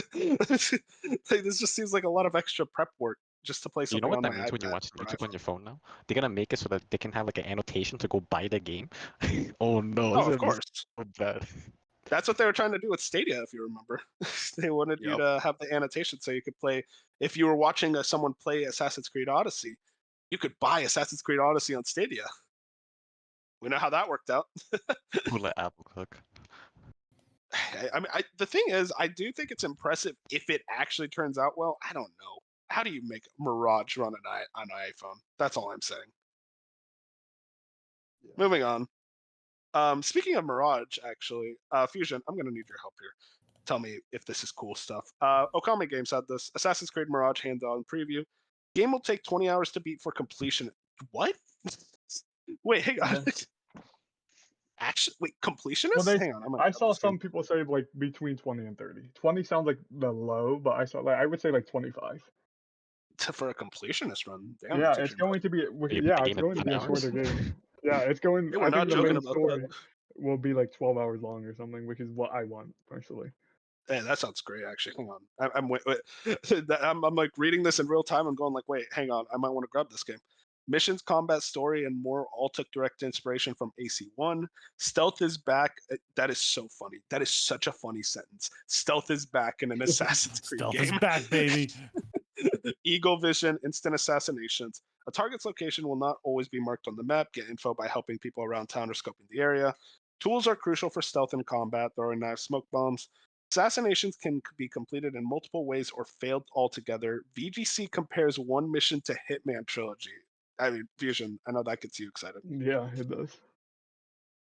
That's like I saw Michael Huber, who's like a big Hitman fan, and his preview he was talking about that, like how some of the missions he went in and like they kind of just gave you the freedom to like assassinate how you wanted, because like I can't speak on the old Assassin's Creed because I didn't play it, so I don't know if they were ever that open, but like taking Not really. inspiration from Hitman that like lets you get away with all this like the things you want to do and the freedom, like that really excites me for like this game. Assassin's Creed 1 was a lot of see this target, go kill him, and then you go kill him. Like they mark him and everything. So like interesting to see how they compare this specifically to Hitman. To be honest, that was a High lot of the first Assassin's Creed too. Yeah, exactly. Oh, yeah. High praise for the Baghdad set. I'm Arab. I should know how to pronounce this. I'm so sorry. Baghdad setting. Parkour, corner jump is back, new pole climb mechanic, faster speed overall. Some complaints about controls. More hidden ones involvement include visiting the Temple of Alamut. Combat is more engaging, but still accessible overall. Basim is quicker and more agile with tighter parry windows for an insta kill. I we mean, love Fusion. parries. So. Yeah, Fusion parry, baby. But yeah, I mean, how that preview making you feel about this I game? mean, yeah, I was already excited because like in recent years I've been an Assassin's Creed fan. Like I wish I went back and played the others, and like one day I might. But like from the previews I saw, this seems like a very back to its core Assassin's Creed. And even if it's like, even if you haven't experienced the core Assassin's Creed, it sounds like a Hitman type experience for like the newer audience. And I feel like this game's going to hit and it's going to sell millions because it has the Assassin's Creed name. And I'm hoping it does come out and does really well. So like Ubisoft doesn't think they only have to make these open world giant games. Like this needs to come out and be like, we made a 20-hour video game and it did really well. We can make more of these, because if something like this fails, Ubisoft's just going to go back to the drawing board and be like, we need more Assassin's Creed Valhallas, and I do not want that. So that's problem the is, thing though- too. They have a whole audience around that really enjoy that. They're Yeah, I already know, and also they're huge. making all those games. Yeah, like I understand why they get like so many people play them. I'm just like, we need less of just that at Ubisoft. I mean, everything sounds good, but my problem with this, not only, and this is why they might be setting it up to fail a little bit, because one, it's in a very busy month. Two, it's a shorter end game, so that might drive some people away. I mean, obviously, it's a good thing for like people like us, but at the same time, okay, cool, a 20-hour game, but why is this 20-hour game like $60-$70? It's only 50. Is it? No, Yes, it's a $50 video game. yeah, and Okay, so also a little I bit always better. hate that complaint. I always hate that complaint of like, or actually, I guess no, you're saying that about like the common consumer, because like there are actual like people who think that it's like, well, it's only 30 Well- hours. Like, why am I paying $60? And like Well, that's a not- fair enough point. Not only Like, that, not just that, but the fact that it's in such a busy month. Like if this came out in like right now September, where there are a bunch of big releases, that's an easier pill to swallow. But Yeah. okay, here's this 20-hour Assassin's Creed game that takes me 20 hours to complete. But next week there's like, Mario Wonder, Spider-Man, all these other like big other games that you're getting a lot more of your money worth. So it's like, I don't know. It just No, seems like it's a Are bad you spot. though with Mario? Like, no offense. Like, I'm not trying to like shit on Well, no, Mario or anything, Mario's a but it's different- like, Mario's a different one because that's a Nintendo game. It's Yeah. like, but that's my point. I mean, it's like I don't think that's like a 1-to-1 thing you can just blanket statement on.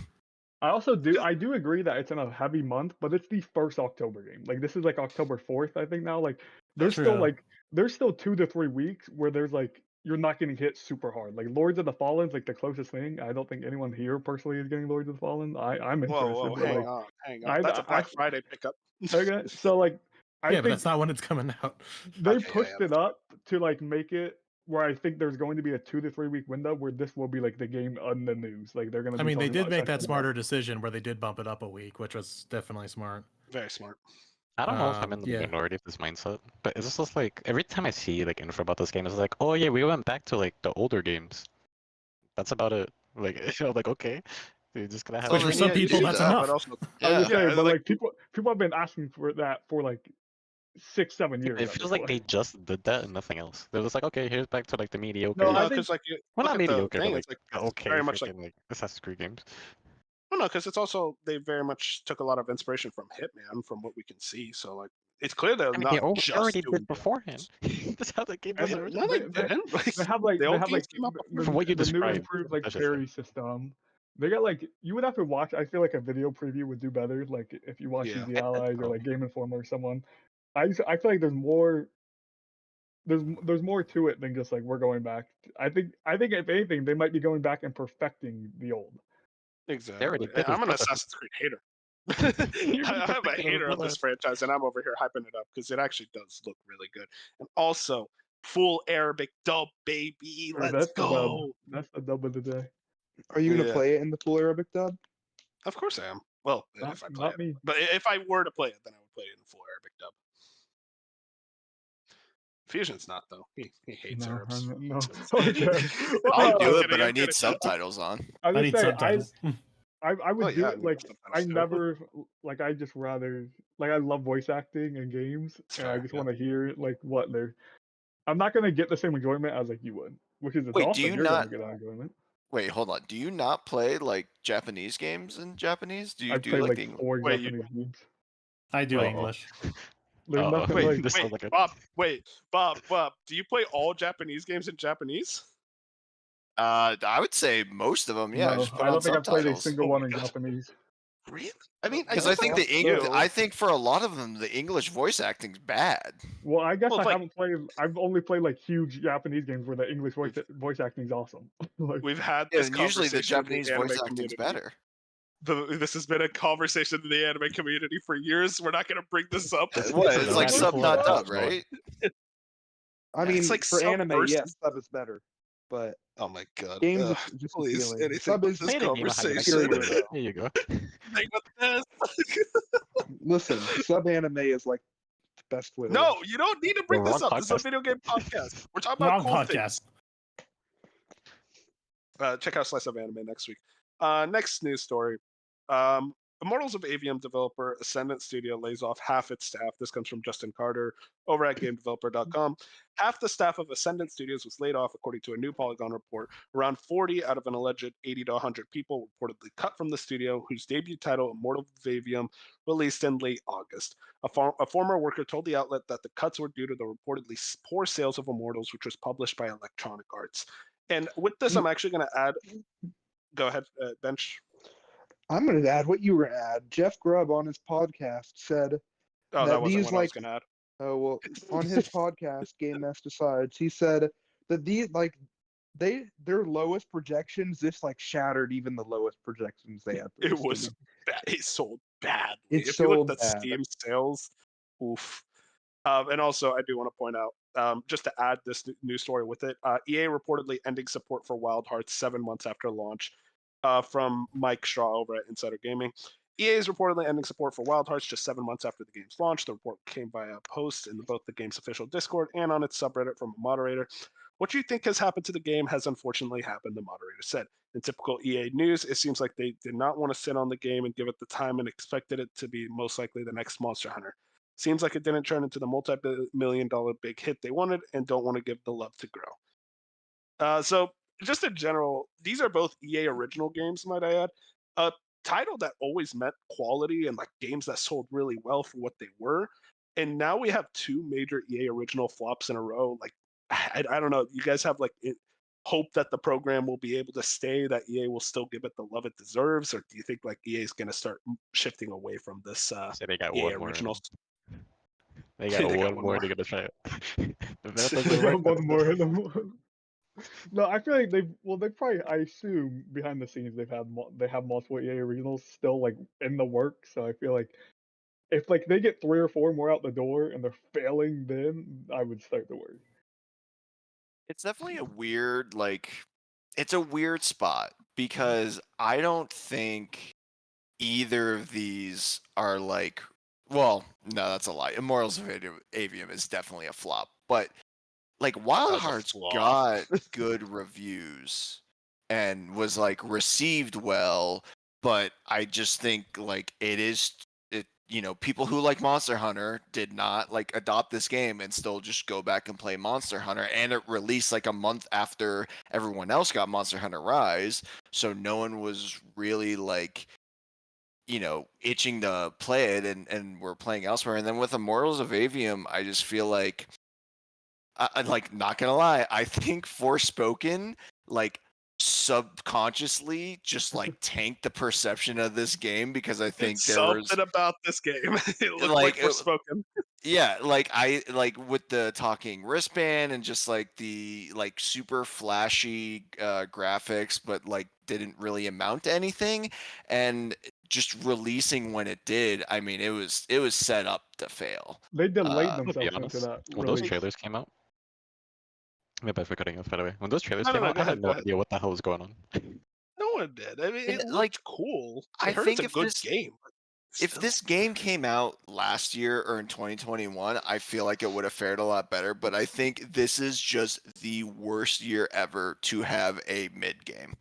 I if mean, it that's came just out last month, like in July, it actually like really did suffer from that delay because it came out like a few yeah. days before Armored Core 6, a Yeah. week before Starfield Early Access. Like it was not in a position They to were release like, that time. we don't like releasing in July with nothing else around us. We want to be next to the other games. Yeah, and like Exactly. not to take a shot at Remnant 3 Remnant 2 because it is a very very good game. But if you guys saw the MPD charts, like it was the #1 game in July and it was still the #3 game in August. And like I like That's Remnant. I crazy. think it's a good game.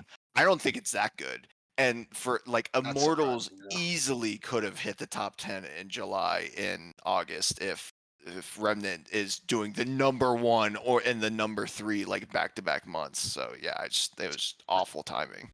I'm on Steam DB right now. I want you guys to give me a guess what the all-time peak was for Immortals of Aveum. The all-time peak player 100,000. count for Immortals. 5,000. How many? 5,000, 100,000. 2,000? 734. I'm gonna say 17,000. It's not even close, 751. I won. Oh. Oh. We got it fucking by 20. Holy shit, that was Was close. was that game on? Was it on Game Pass? No, No, No. it will it's gonna be. be soon. It's Yeah. definitely gonna be 751 I as can't- an I- all-time Whoa. peak. But And I obviously pulled these that numbers aren't 700 out of completely my ass. accurate, Is Origin that still worse around? than Babylon's Fall? I No. can check Babylon's Fall. No, that's Did definitely. this- I think Babylon's Fall was higher than that. Did this game like across all platforms sell above 10,000 copies? No. Looking at no. those numbers, I feel like no. This It's a feels like a miracle if very they sold 1,000. Steam heavy, like this, like the Steam audience probably would have picked this up more, and the fact that It was their definitely a highest. PCS game. Hang on, let me check Babylon's Fall. And this Okay, is like Babylon's Falls. Go ahead. this is like the 7 out of 10 game. It's like not even a bad game. Yeah, as it's well. not bad at all. Forgettable. Yeah, no Wild one Hearts wants to wasn't play it it? because it's bad, and no one wants to play it because it's not good. So it's like it It's just just sits not a in good that. time. It's period for forgettable. developers. And And there's also- nothing like the name is bad. The like nothing stuck out in the gameplay is just very forgettable, and that's unfortunate. It had nothing to stand Also- out. I kind of like the gameplay because it reminded me very It looked Doom-ish, cool. Yeah, but Magic not Doom. $60 at that time. Kind of No, cool. no. I will say, do you guys want to know what the all-time peak for Babylon's Fall was? Let's do another guess off. 1100. Yeah, I don't know, like 1,200. Moon said it closer, 1188. Hey, I'm right both times, and I'm not So, even a hey, PC No, I player. would be closer. Wait, hold on, I'm closer. No, Oh, no, wait, it's yeah. I'm only off by Oh. 12. I saw the one. Yeah, but sorry, hang on. you broke. Hang You on, went I over. interrupt. You can't break in No, that. no, no, I'm- no, no, no, listen. no, no. This is closest to the messy pin rules. I'm right. Okay. Alright, so yeah, that is still though That's crazy. 1188. Holy shit! That's actually crazy that And it it did did- more than. Immortals sold. That's really bad. That is not good at all. Yeah, well, the game was God. wasn't. That was the game on PlayStation Plus. Yes. Babylon's Fall? Yeah. I think so. Well, yeah, but this is Steam numbers. I know, but I know, still, that's the like, point, is, like, yeah, no that's one played it on still, Steam. yeah. I think what he's getting is more people will have played Babylon's Fall than. And also, Yeah, did it? oh, It, yeah, it for wasn't. It wasn't day and date on PC, was it? Babylon's Fall. It was. No, it was, yeah. I remember. I thought they like bragged about it being a PlayStation 5 exclusive. No, they just had the. No, they that just was had the Godfall. marketing. Oh, yeah, that was Godfall. Yeah, I know exactly what you were Which talking again, about. all are bad names. These are all bad names. What, like, Okay. what is so difficult? How do you? What I want to like go to these developers and go like, where did you get the name Godfall from? Immortals of Aveum. Like you could like, was that really the one you decided on? That had to have been a first draft. Unfortunate situation. Hey, all around. they all can't be unicorn overlords, you know. Unicorn Overlords would be a slap though. It all can't be triangle It's gonna- strategy. Oh god. Moving on. Speaking of Square Enix, Square Enix has lost nearly $2 billion in market value since Final Fantasy XVI's release. This was Time Live and at VGC. Square Enix's stock has fallen 30% from its peak this year, wiping almost $2 billion off the company's market value. The Japanese publisher's share price reached its highest point in this year in the days running up to FF16's release in June, but it closed on Wednesday at its lowest level since May 2022.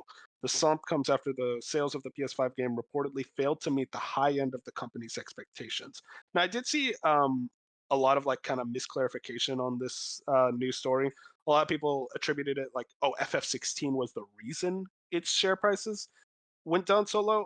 It's more so that like with stuff like Forspoken earlier this year, and they had another big flop this year. Avengers. I can't remember. Oh, not this year. Avengers Avengers was isn't part of it. years. Yeah.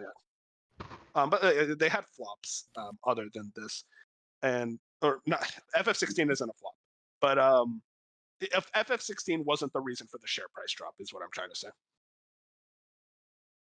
I do want to say, they've said like 3 different statements. They first said that Final Fantasy VI reached expectations, and then it didn't, and then it did again. Which one is it at this point? Yeah, it met their expectations, but it didn't meet the high end of the What expectations. the fuck does that mean? Once again, game does not meet Square Enix's expectations. Nothing meets their expectations. But then also, I mean, point, I don't think Square Enix, they're not in a position where they can just be like, okay, we're going to be doing exclusive. I think you need to start doing what Capcom does. Multi-plat everything and start pumping out good content, and you're chilling. Because Capcom was also in a really bad situation a couple years back. And Not a couple years back. No, it was like a decade ago. It was like the start of the PS4 era. That's they were what in a horrible situation because of fucking KJ Inafune screwing everything up. And then like, they were able to pivot. It is possible to recover from this. Yeah, no, for sure. Like Square Enix will be. I will not. At most, you're going to see Square Enix get bought out by another company. But like, I don't think they're going to like shut down. It's just an interesting thing to point out. But it's also just so frustrating because going back to the Saga game, Saga Emerald Beyond, it is coming to Nintendo Switch, PlayStation 5, PlayStation 4, PC on Steam, iOS, and Android, and not Xbox. Like, I just don't understand why they just refused. Like, they keep talking about how their stock prices drops, and like they have all these financial situations, and they refuse to just like release their games on one of the like biggest platforms. So I think that was something to do with the old CEO, as we seen with the new partnership. But another thing, Xbox has a Tokyo game, so I feel like a lot of those announcements are probably gonna be there. If not, that then makes no sense. Like, why would you? That's how they always do it. No. But this, no. Well, hold on. Because this is not like when Xbox said P3 Reload and P5 are coming to Game Pass, and then didn't mention the other platforms. They mentioned all the other platforms in this news announcement, so it'd be weird to say, yeah, it's coming to everything but Xbox, and then next week Xbox is like, oh yeah, and it's coming here too. Like that doesn't like that's almost backwards. I feel like that's something they would do. This is Square Enix we're talking. But even then, like they didn't bring the pixel remasters to Xbox. They didn't bring Triangle Strategy to Xbox. They didn't bring Octopath to the Xbox. It just, I don't understand. And I get it. It's like the old CEO and they're still like transitioning. But this was a new announcement and they're still not doing it. It's just I don't understand why. Like going back to what you said, it's like go full multiplat. Like why are we picking and choosing on these random things and like, oh, it's going to cost too much money to port it. You're putting it on iOS. I mean, it just doesn't make any sense. They got jokes, bro. But hopefully this new partnership means something. Yeah, it's not. Like, I don't think this is like doom and gloom. It's just really interesting to think about. Fusion, you ready to wear a tinfoil hat and huff some copium? I'm always ready. Friend of the show, Noble, had this over on Twitter. Respawn updated Titanfall 2 on PC for the first time in a few years. They fixed the matchmaking bug, updated the playlist, and fixed out-of-bounds points and placed Nessies from Apex Legends. Fans speculate that this could be a hint for Respawn's next project since they finished the patch notes of the last Apex season, named Resurrection, with a cryptic message: incoming transition, subject Nessie, and then 3 sets of numbers. The numbers are Unix timestamps representing the release dates of Titanfall 1, Titanfall 2, and Apex Legends. Fusion, Oh where, God. How do you we got your tell 'em? tinfoil hat on? I didn't know How do that we part. tell them? It's How do we it's tell coming. them? Dude, No, Maybe it's coming. not. there's some Have Easter the eggs in this faith. patch. Somewhere, I'm going to load up this game and look at the maps. There's some Easter egg on this map. There's Like, gotta be. there's gotta be. Titanfall 3 is coming, and you guys aren't prepared. It's like To be fair, they have so Never little gonna faith, with, but we're exist. with always Max, here. they brought in a lot of elements from Titanfall, like characters, and I know like Max was leaked a while back. It could very well That just be was something removed. for Apex Legends. You should, Nope. you No, should let me the cook real mechs thing. quick. The No, COD it wasn't the killers. files and stuff. I'm not sure if they came out though. No. Let What me- happened was that the mechs were planned, but they canceled them because they wouldn't Oh. work. Let me cook for a second. Here Hear we me go. out. This is gonna be the worst food ever. You have Armored Core 6, and you make that what Titanfall is. You have a better What? game. I mean, no, but I Yeah, like he's where your not head's cooking at. shit. I love Armored Core 6, but like Titanfall's a different thing. But also, that's Armored- just not that's not their wheelhouse. I don't Yeah, know. Titanfall's- Armored Core 6 no. Battle Royale would go crazy. I mean, Go yeah, play it the- would, but like that's Go not play the the Titanfall same 2 thing we're talking about. campaign, Dink. Well, Titanfall Dude, 3 is going to come out like between two massive games, assuming they exist, which it doesn't. And it's going to be forgotten about, and us they're never have going to make a this. new one again. let us have this. Okay. You have your ugly ass Final Fantasy bullshit. You get all your True. I fucking have Final it. trash. This garbage ass franchise. Let us have our Titanfall. Okay, I mean, you but can want it, doesn't mean you can have it. It's on, coming. on But we're a having it. on a real note, I do like. I just feel like Titanfall 3 prospective fans have been burned so many times. I do think you should err on the side of caution and just say, oh, well, look at Activision. They like Xbox went in and fixed the servers for like the old 360 games, and now all of a sudden they were charting for like a month on Xbox. What if we just did that and like got a quick money grab because something like Immortals of Aveum isn't selling jack shit? So I think that's kind of like the most realistic answer, but obviously with the Easter eggs and like the cryptic messages, it's like hopefully there's something, but I just don't. It's like I don't want to get my hopes up, you know. I should point out, like, on all seriousness, I don't really believe this, but like a man can dream. That's all I'm saying. All I'm saying is 100%. like that next showcase where that teaser trailer hits and I hear a prepare for Titanfall, like I will cry. I will literally it's, cry. it's over at that point. Oh man, but yeah, that's pretty much all the news. A lot of news stories. We're gonna make what we've been playing. Hopefully, we're not gonna like do spend too much, or spend a lot. You know, it's spend as much as you want to. Or don't. We 3 of us beat Starfield, or no, Bob hasn't beaten Starfield. Yeah. But me and Dark beat Starfield. I know, but Dark already talked about Starfield last week. Right, Yeah. Dark? He's on Sonic now, bro. Catch up. Oh, you're right. You're right. He's done with so- Sonic now. Oh my god. Oh, okay. I mean, he's right technically. But me and Bob, but I beat Starfield, and Bob is playing Starfield. I'll go first. Well, I okay, beat hold on. I'm not gonna I shit on may it. just- I'm not gonna shit on it. No, I'm not I gonna know. shit I on just it.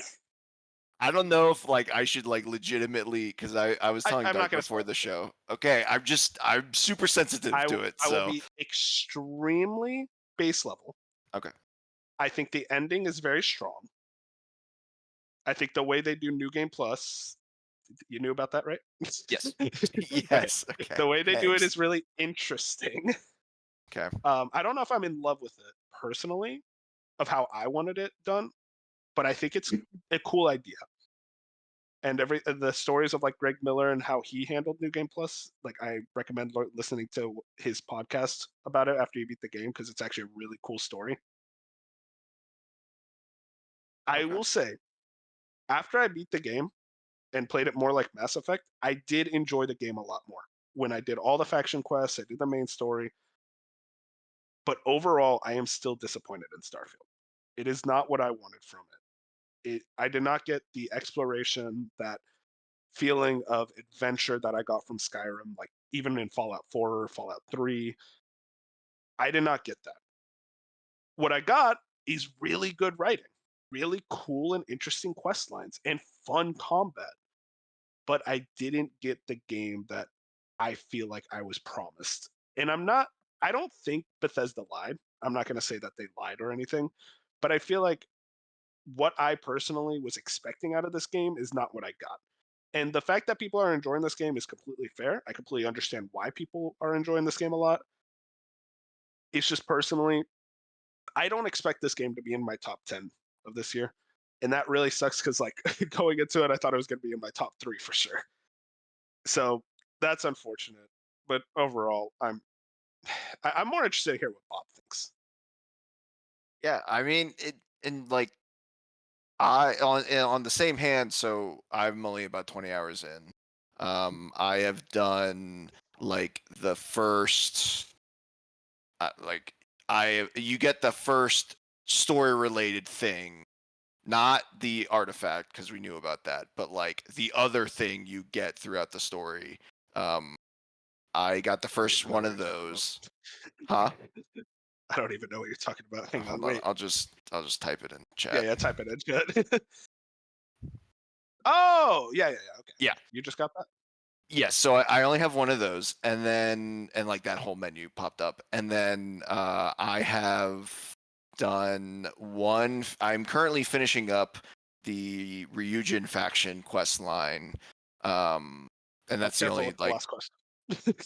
Yeah, no, I've only and that's the only faction quest line I've done. So I am still relatively very early on. I'm only like level 19, I think. And I really like it, but even I'm like, yeah, this is like a 9 at best. I still think it's gonna make my top 5.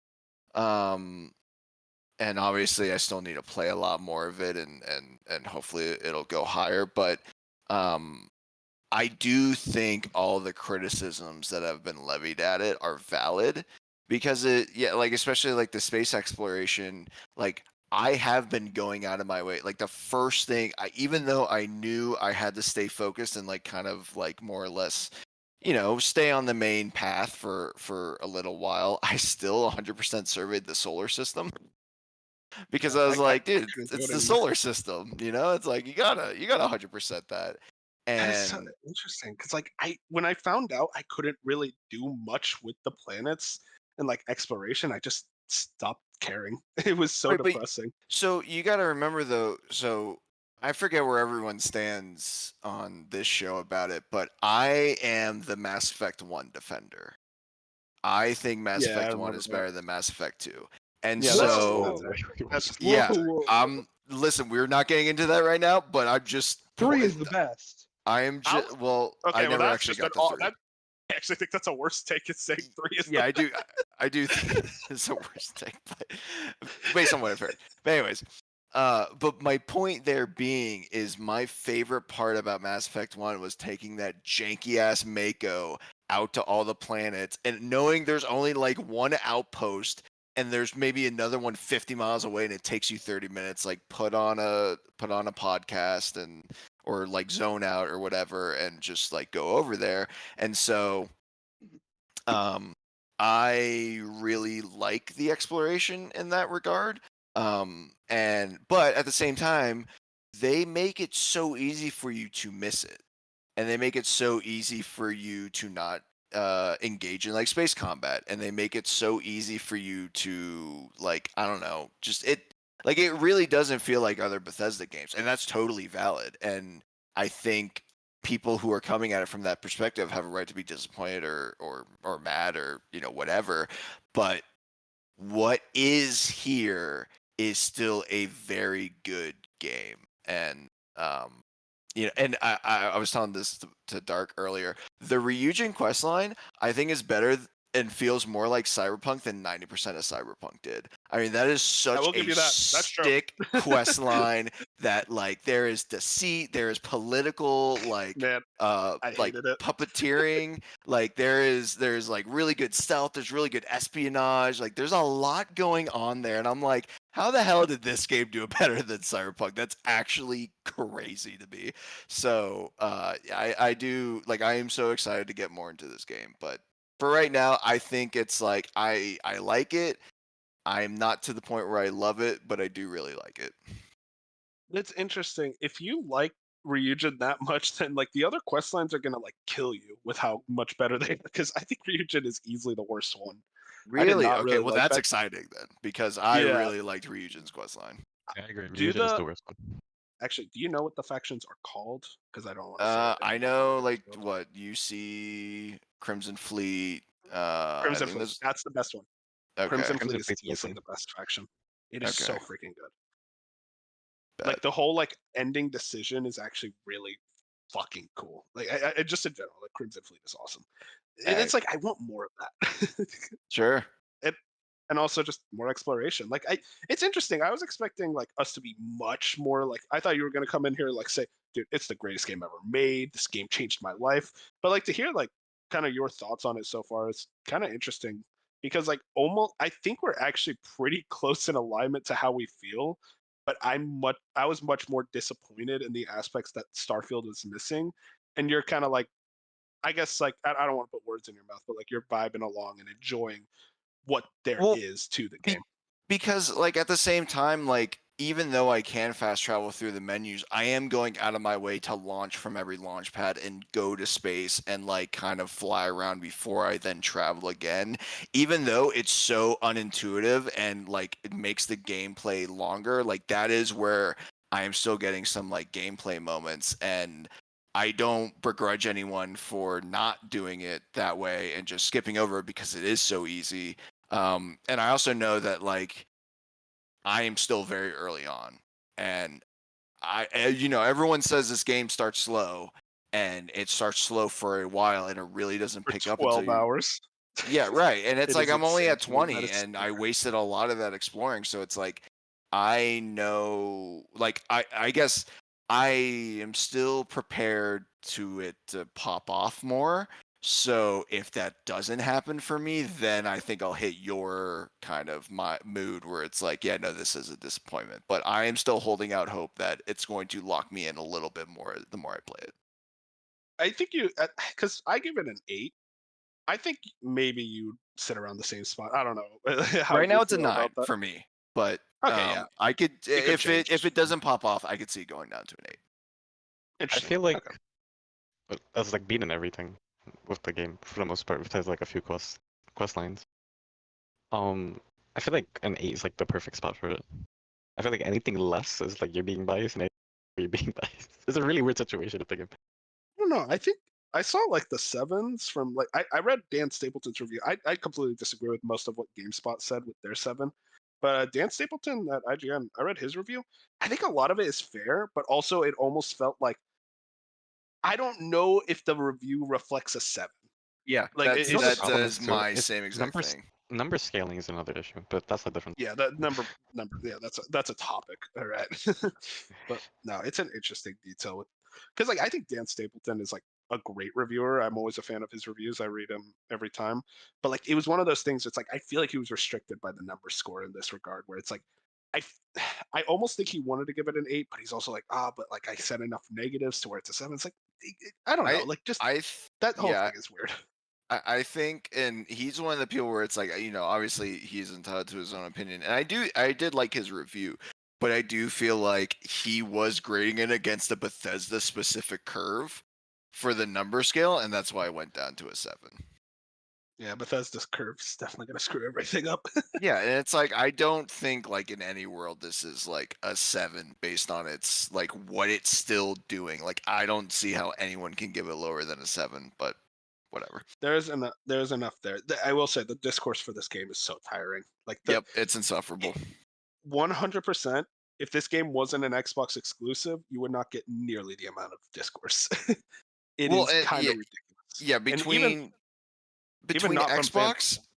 yeah, between Xbox and like the console fanboys, and then the Baldur's Gate 3 like discussion about RPG We'll like talk about Baldur's Gate. mechanics and it's awful. Yeah, it's just overall like I think it's worth giving this game a shot. I know some people may not like it at all. I think some people will see it as one of the greats. For me, it's an 8, and I guess we'll see. Well, hopefully, we'll hear Bop's extended thoughts on the game once he beats it. At this rate, in Come back in 2024, right? 2024. Yeah, Yeah. exactly. Moving on, I do also want to talk about. So I beat Starfield, and I was like, this game is good, but like I was craving a Bethesda RPG. Like I wanted like an actual like what I want from a Bethesda RPG. So I was like, what is a Bethesda RPG I haven't really played? Like I played Oblivion, I wasn't really digging it, and then I saw Fallout New Vegas, and I know that's not technically Bethesda. Before anyone says that, it's Obsidian, but I'm like, you know what? I'm gonna play Fallout New Vegas. Why not? Because I never beat Fallout New Vegas. Let me tell you guys, this is already one of my favorite games of all time. I am in love with this game in a way that I don't think any other game has grabbed me this much since Zelda earlier this year. Bob, real quick, have you played New Vegas? Yeah, I have played about half of New Vegas, and it's on the list for me to go. I'd probably just start a new playthrough at this Those point. people are But not beating New Vegas, bro. Well, because it's such an Yeah, expansive game. I played mean, 5 hours and dropped it. I need to go back to it. It's 100% worth going back to. I recommend everyone play this game. It is genuinely such. I'm going to immediately start with like kind of the weakest aspect, which is the gameplay, which honestly isn't even that bad. I feel like a lot of people overhype like, oh, Fallout 3 and New Vegas, they don't play well at all. They play fine. VATS is more than enough to carry you through like a lot of the combat encounters. And you get to a point where you have so much ammo where like combat isn't too much of an issue. But I think the selling point of this game is how phenomenal the dialogue and the quest writing and the alternate choices are. I got to the point of the game where there I met a character called Yes Man, if everyone knows Yes Man, and like 8 quests popped up for me, and I'm like, oh shit, like this is very much decide where you want to go. And I love Bethesda games, but the thing about like Bethesda Game Studios games is that they don't really have that level of like decision making with their main quest lines, like where you get like these crazy ass like choices at the end. Like you get like small things like Fallout 4, like the ending is slightly different, but even then, like that wasn't Fallout 4's main story is a whole nother thing entirely. New Vegas, it feels like there's like 8 different paths I can go on.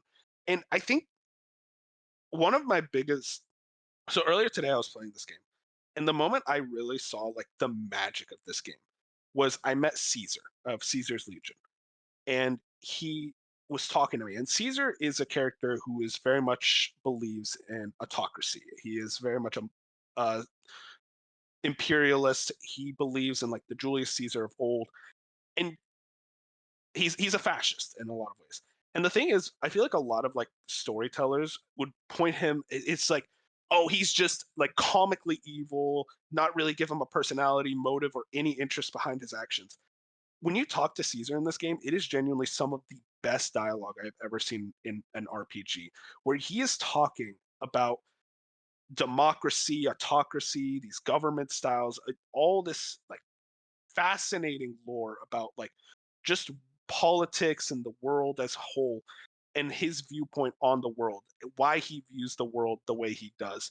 And it is such an interesting viewpoint to where it's you don't agree with him. Obviously, you don't think like, oh, like I don't agree with him, but I understand where he's coming from.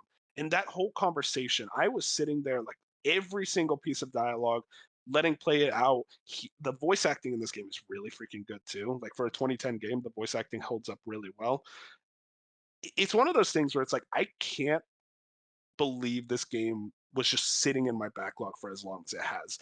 This is a game I'm going to be doing everything in. I think Obsidian, I want to give them more respect because I always saw them as like, they're good, but like not amazing. But like this game is really showing me like the chops, like the true quality of Obsidian's writing and skills at making RPGs.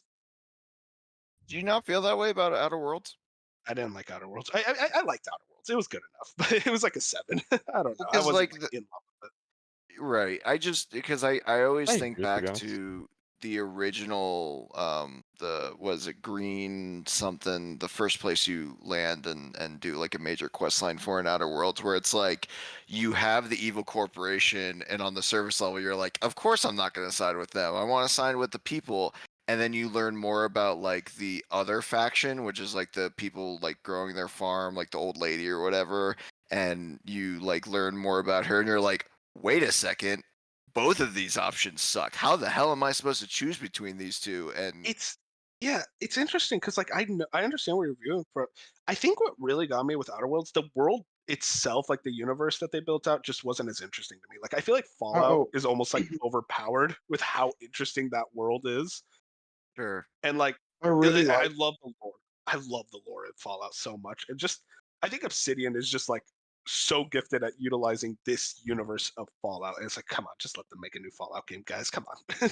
Outer Worlds is really good, but that final boss is That final garbo. boss is horrible. Yeah, that's fair. I just meant more from like the writing perspective. Like I always like Obsidian, like that's why I went to go back and play New Vegas was after I played Outer Worlds. I'm like, this writing is top notch, and I do still want to like I know I don't have time to, but I still gotta do want it. to try and like maybe touch Pillars of Eternity before Avowed Oh because well, I don't know about that. yeah, right, exactly. It's like it could, but like because I know there's some really good writing in those games too. It's interesting, yeah. And I swear, like every minute I play a Fallout New Vegas, I love it more and more. And like what you were saying about like all the options are shitty, and or like with the farmer lady and like the big It's just corporation. gray. There's no black and Yeah, white.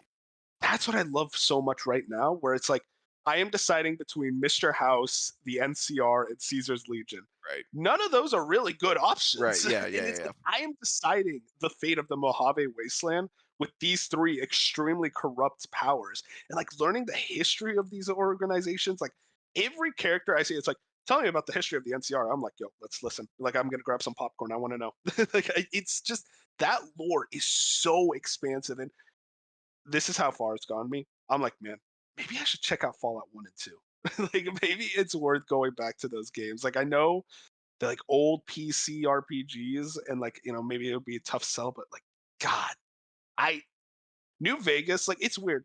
I've always been a fan of Fallout's universe, but like New Vegas is the game that really sold me on like what is so special about Fallout and its universe. I want to add in real quick. The DLCs for 3, like you're talking about like the different factions. DLC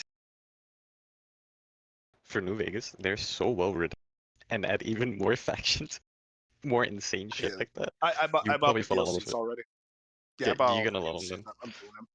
Yeah, I will say I'll ask real quick. Do I do the DLCs before? Like, is this like Fallout 3 where like when you beat the game, like the game ends, or do I? You can beat the Like, game. what's the deal? Wait, I'm trying to remember the top of my head. I'm pretty sure you're able to beat the game and keep playing afterwards. But if not, Okay. you'll be able to reload the save directly before, and you'll be fine. Yeah, of course. Yeah. Not bad. It's been a hot minute since I beat it. New Vegas. I recommend everyone to go back to New Vegas. That game is phenomenal. But yeah, I've talked more than enough. Bench, we mentioned it earlier. You're still playing Baldur's Gate? I am still playing Baldur's Gate. I am now 33 hours in Act 2. And man, this game is just so good. The character writing is really just like all these characters have so much depth, and they each have individual quests that you spend so much time on. And I do think there's recurring characters from Act 1 and Act 2 that are really good.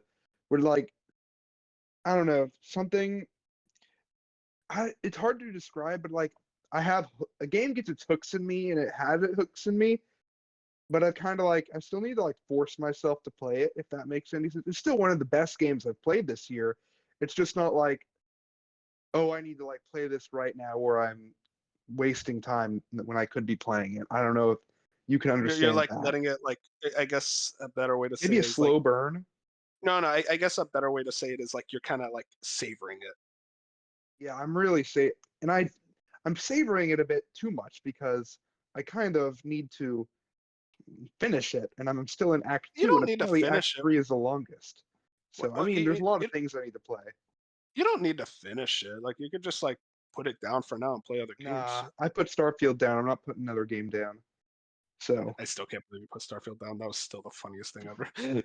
but I mean, main story is like really starting to actually like pick up and just be interesting. As one of the main villains is finally taking the stage, and he's interesting, and I have reasons to want to take him down. For more than just needing to take him down is something I like when games give you more than, oh yeah, they're just bad, but like here's their impact on the world and those in it. So I think is there like that's been really good. Is there like faction politics like there is in New Vegas? All I could think about is New Vegas. I'm sorry, guys. I wouldn't say there's faction politics. No. No, okay. But there's Dropping it. definitely especially in the first act, you have politics between two opposing factions, and you do have to choose one of them, and that affects like the rest of the game. So, Interesting. and then like I'm one of the factions one of them I helped. I'm like still working with them in Act 2, and I see some people that would have been dead. Like I'm seeing things where I know if I didn't make this decision, I wouldn't be seeing what I'm seeing now. And there's a lot of things I'm seeing now where you can say that of. And also just like the D&D combat is just I'm level 8 now, and like I'm starting to get like the really cool shit where it's not just like throw a fireball. I'm pulling out some wild stuff and getting really creative when I take down enemies, and like just full sandbox whenever you're in a battle, and I always look forward to that. And also just the amount of side content I'm doing is pretty just extraordinary, and all the things I'm tackling. So in Act 2, like apparently each act has a big tonal shift. Like Act 1 was more of like the adventurer type of act, and Act 2 is still more that. And the tone is more lively, I'd say, even though you're like gonna die and you know you're gonna die. But the Act Well, 2 really spoilers. takes the turn.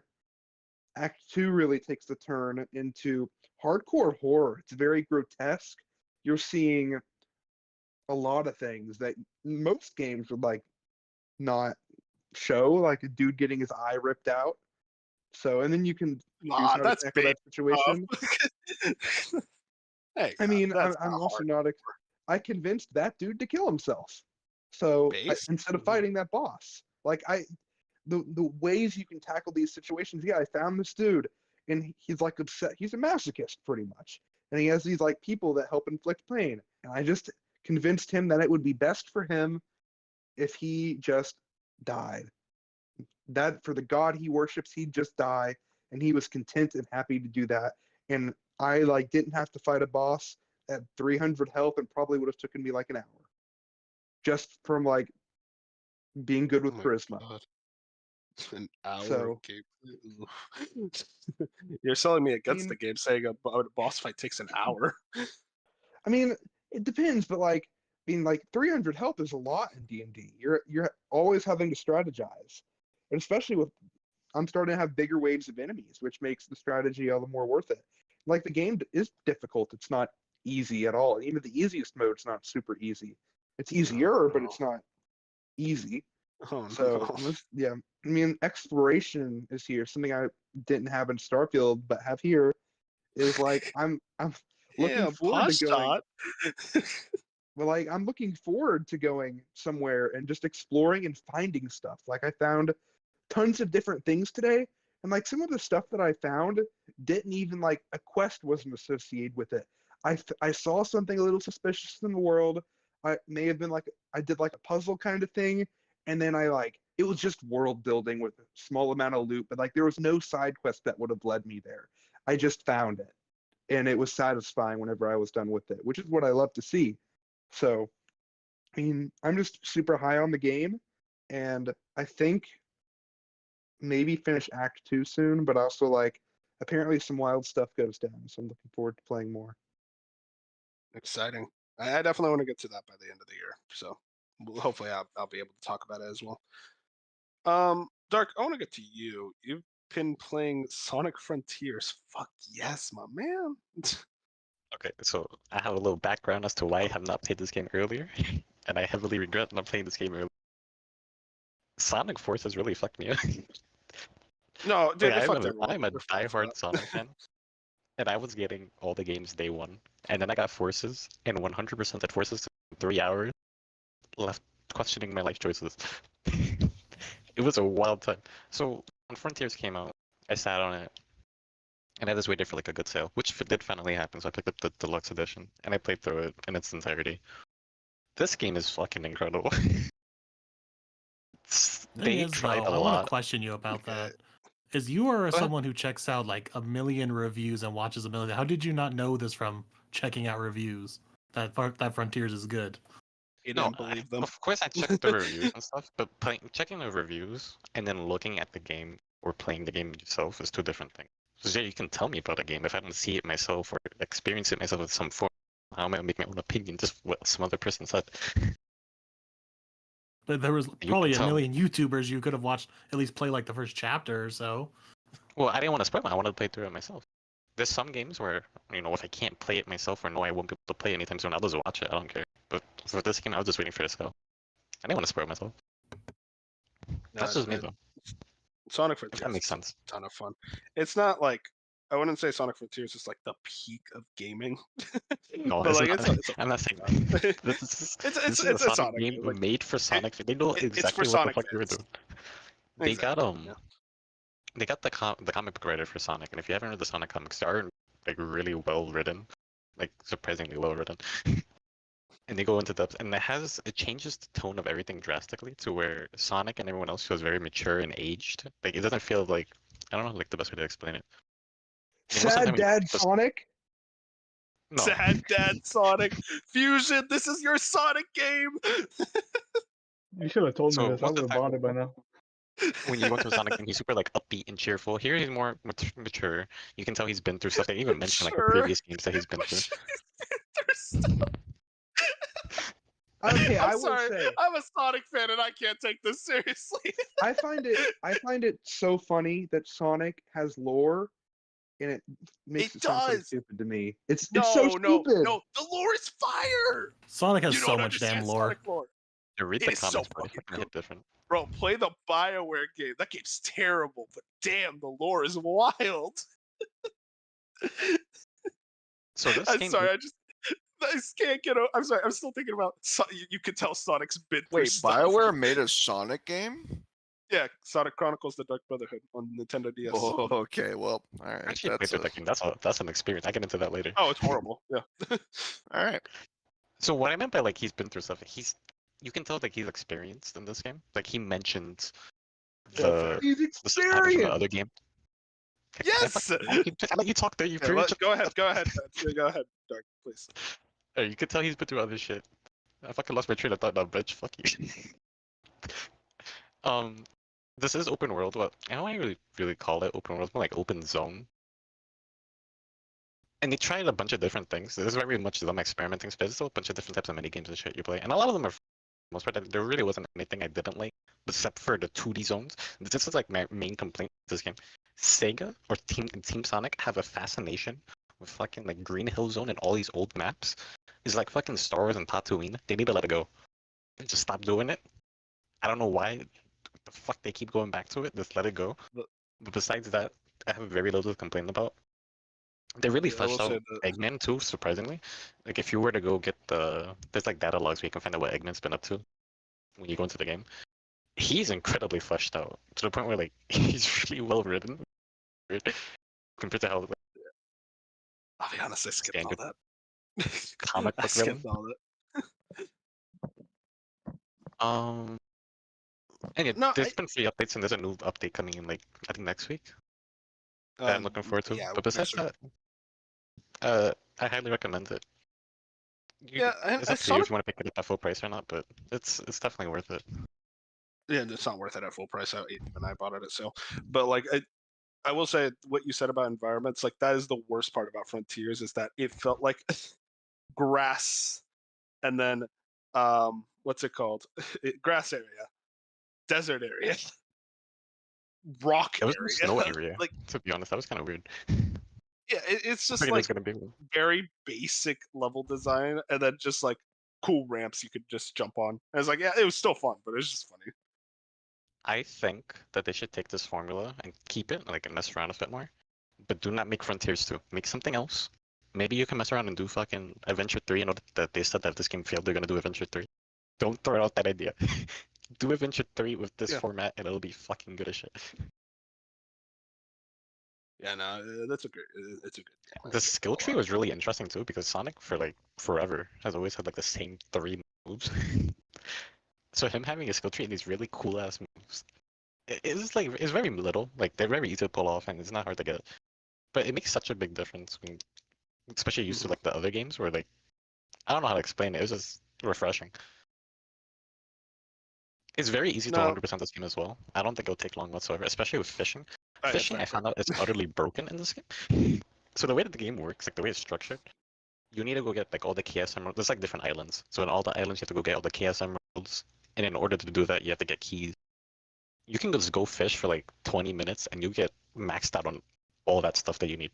You can trivialize the game just by fishing.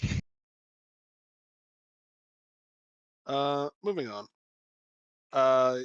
Fusion and Moon, you've both been pretty quiet here. I wanted to hear you guys talk about Sea of Stars. You've both been playing. Fusion actually beat it. You want to say your thoughts, Moon, or you want me to go? I don't have too much to say because I'm literally like, according to everyone, I'm like on literally the last leg of it.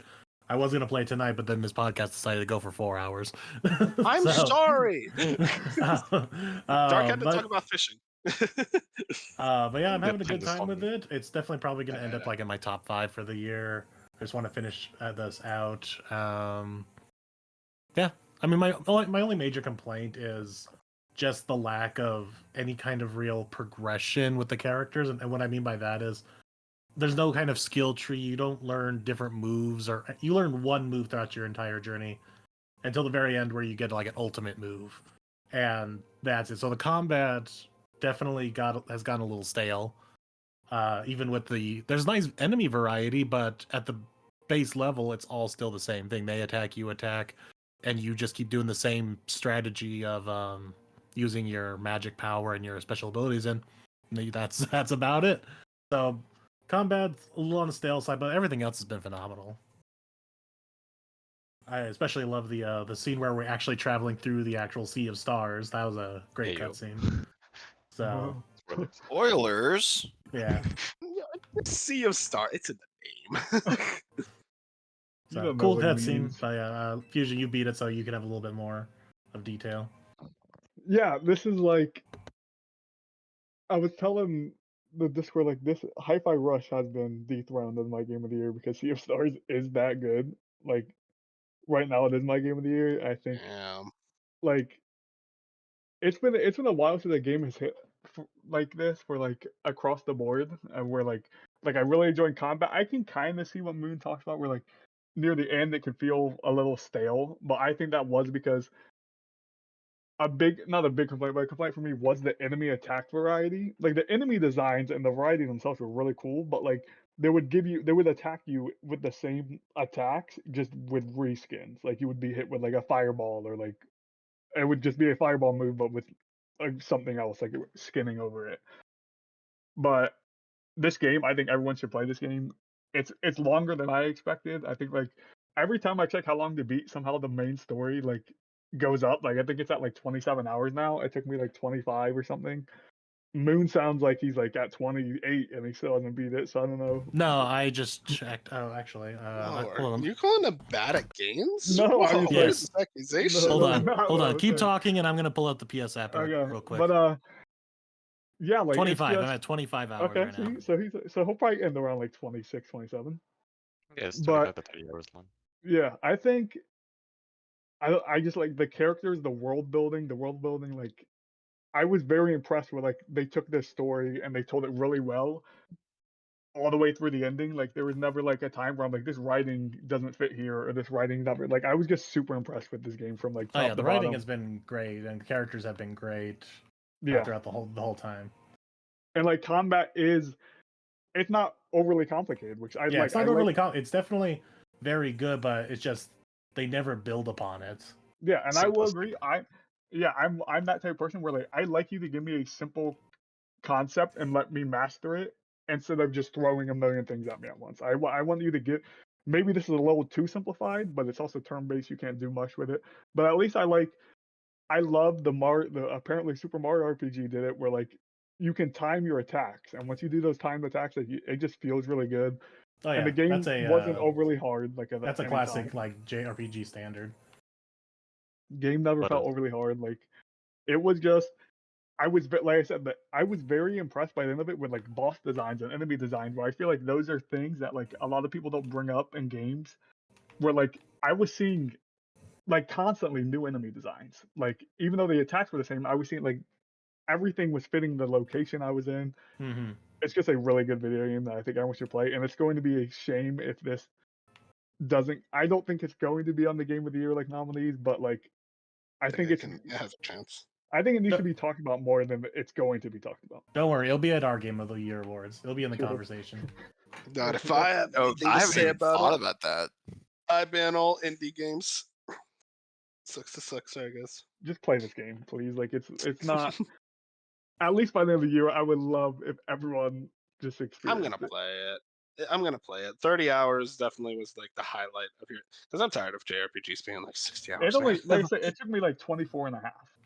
And that was I was exploring some. So I don't know how the main Okay. story is. Like, That's good to hear. maybe it's because I think I might not have had a death. Like, truthfully, it's not a hard game. So No, it's not hard at all.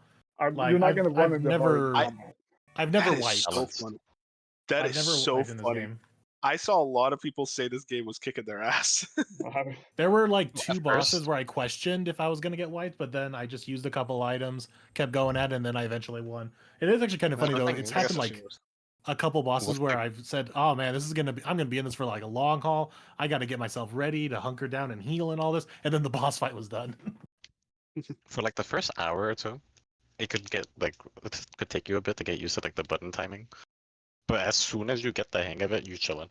It doesn't take that long to get the hang of it. Like, okay, Yeah. I have a question about Sea of Stars. As someone who's pretty much whole childhood, and some of my favorite games ever are the old like Mario games from the GBA, DS, and 3DS. What I like is this kind of in that vein. Yes, I mean Yes. that's what they were going for. Okay, then I definitely need to check it out That after was I like play the Chrono Messenger. Trigger. I think you would love this game, Bench. I think you would. You would I love think. I think So you would 100% a genuinely Bench game. really like the game. Yeah, that's why. Like, there's a character in the game where I have told multiple people, I'm literally like, this is Bench. Like, this is Bench, the character in this video game. I want to play Messenger first, and then I'll play this. What about me, Fusion? Would I love this game?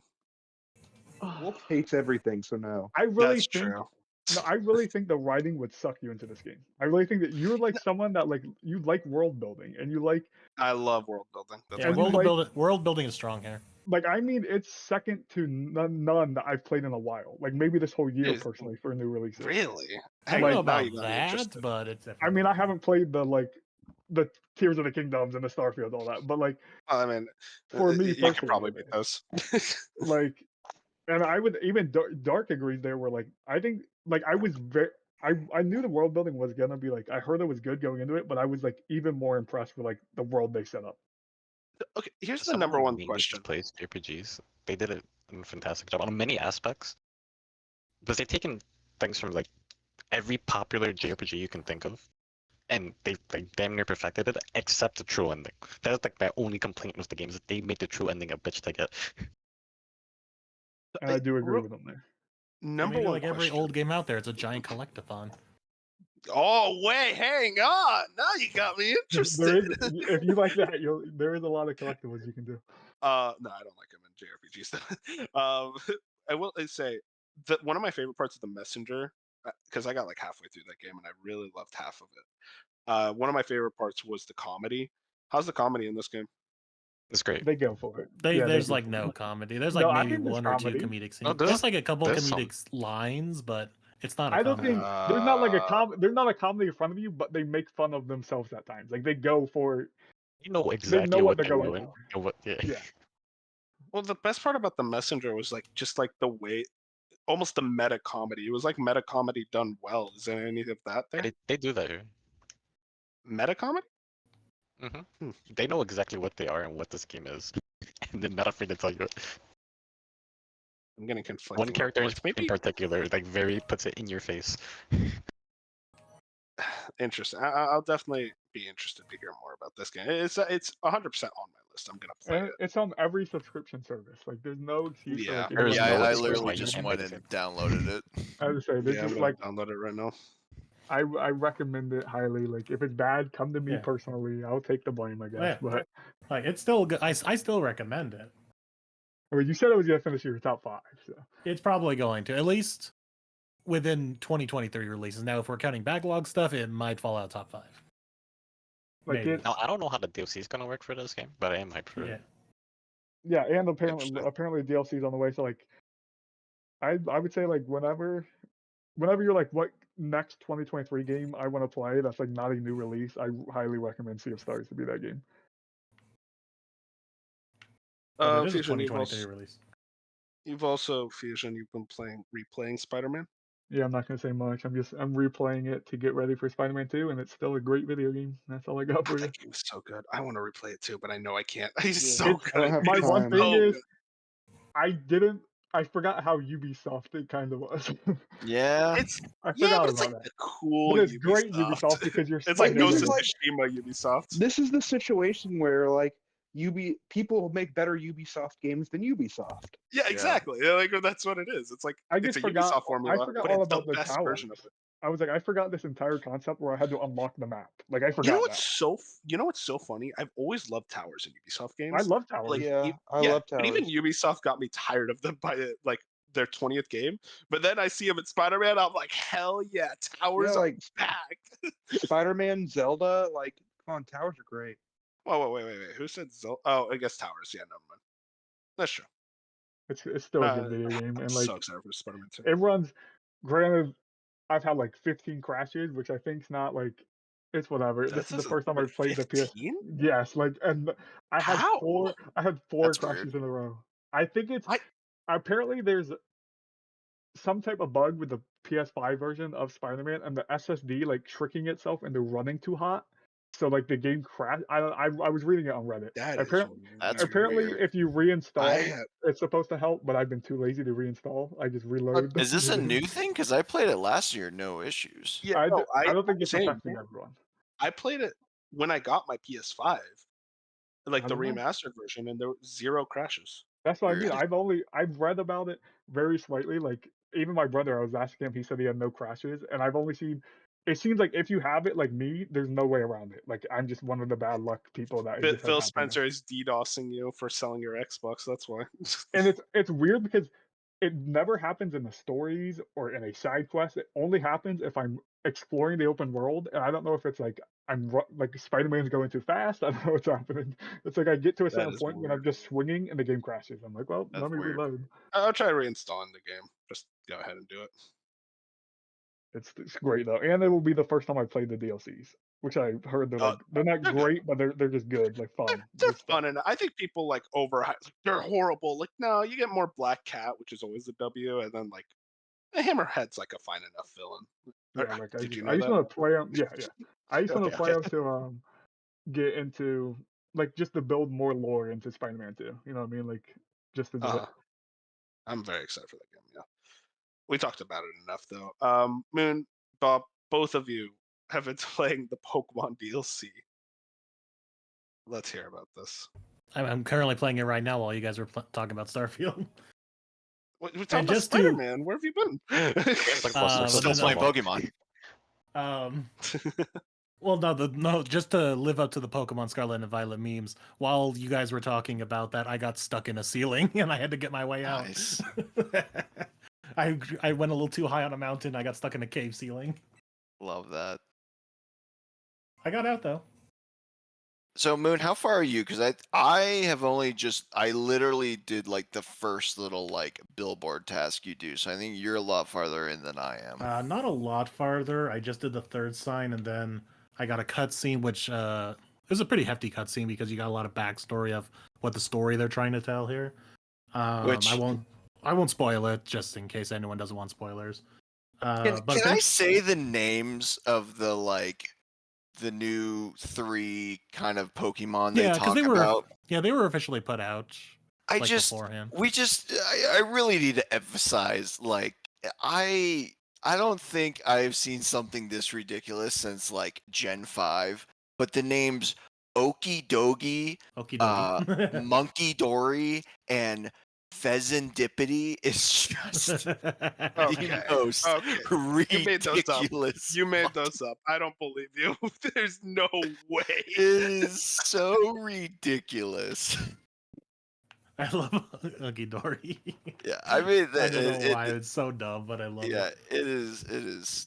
Yeah, it is ridiculous. But yeah, I'll say real quick. Like I said, I have not played much, and I don't know if it's because I don't know what I was playing last year, right before Pokemon. I don't know if I got used to it or something, but holy shit, does this run awful. I mean, this, like, I'm like playing and I'm like, I don't think Paldea ran this bad, which in Sword and Shield, the game ran pretty crap in the wild areas. Yeah, especially if you And- had online on.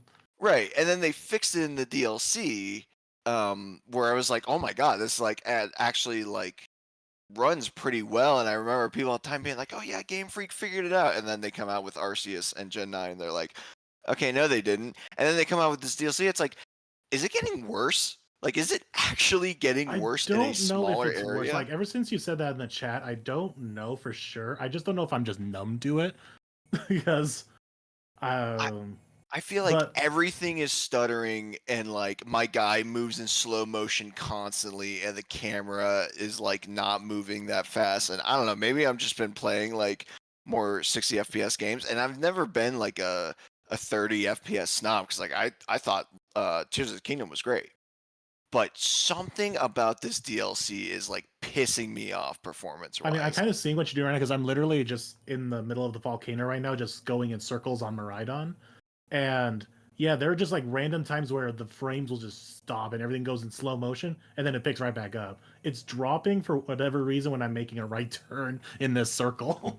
Yeah, and like even some of the cutscenes, like there's been stuttering. Like Oh, yeah, I just in the some cutscenes, I'm seeing more pop up, and I don't remember pop up really, like at least in cutscenes in the original game. right. So yeah, I'm noticing pop up now in the cutscenes. It Like just characters in the back will just pop in.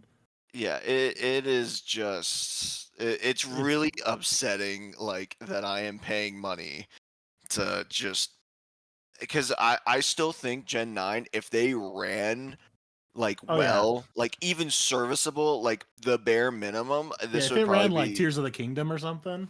it would then- probably be like top 3 Pokemon It would. generation for me. I really love Gen 9 from like a story and like the Pokemon Story, involved in the world. Yeah, characters. I thought it was great, but The ideas they've had, yeah, everything's been great. It's just literally the performance. yeah, and like if the technical issues like continue to bother me, I'm gonna be so mad. It's like I can't win. So Yeah, but that's that's everything on the Pokemon DLC. I hope the second one is better then, because man, you guys did I'm not not. sell that. It's Like and the I fact would. that they're dropping it already here is like not giving me too much hope.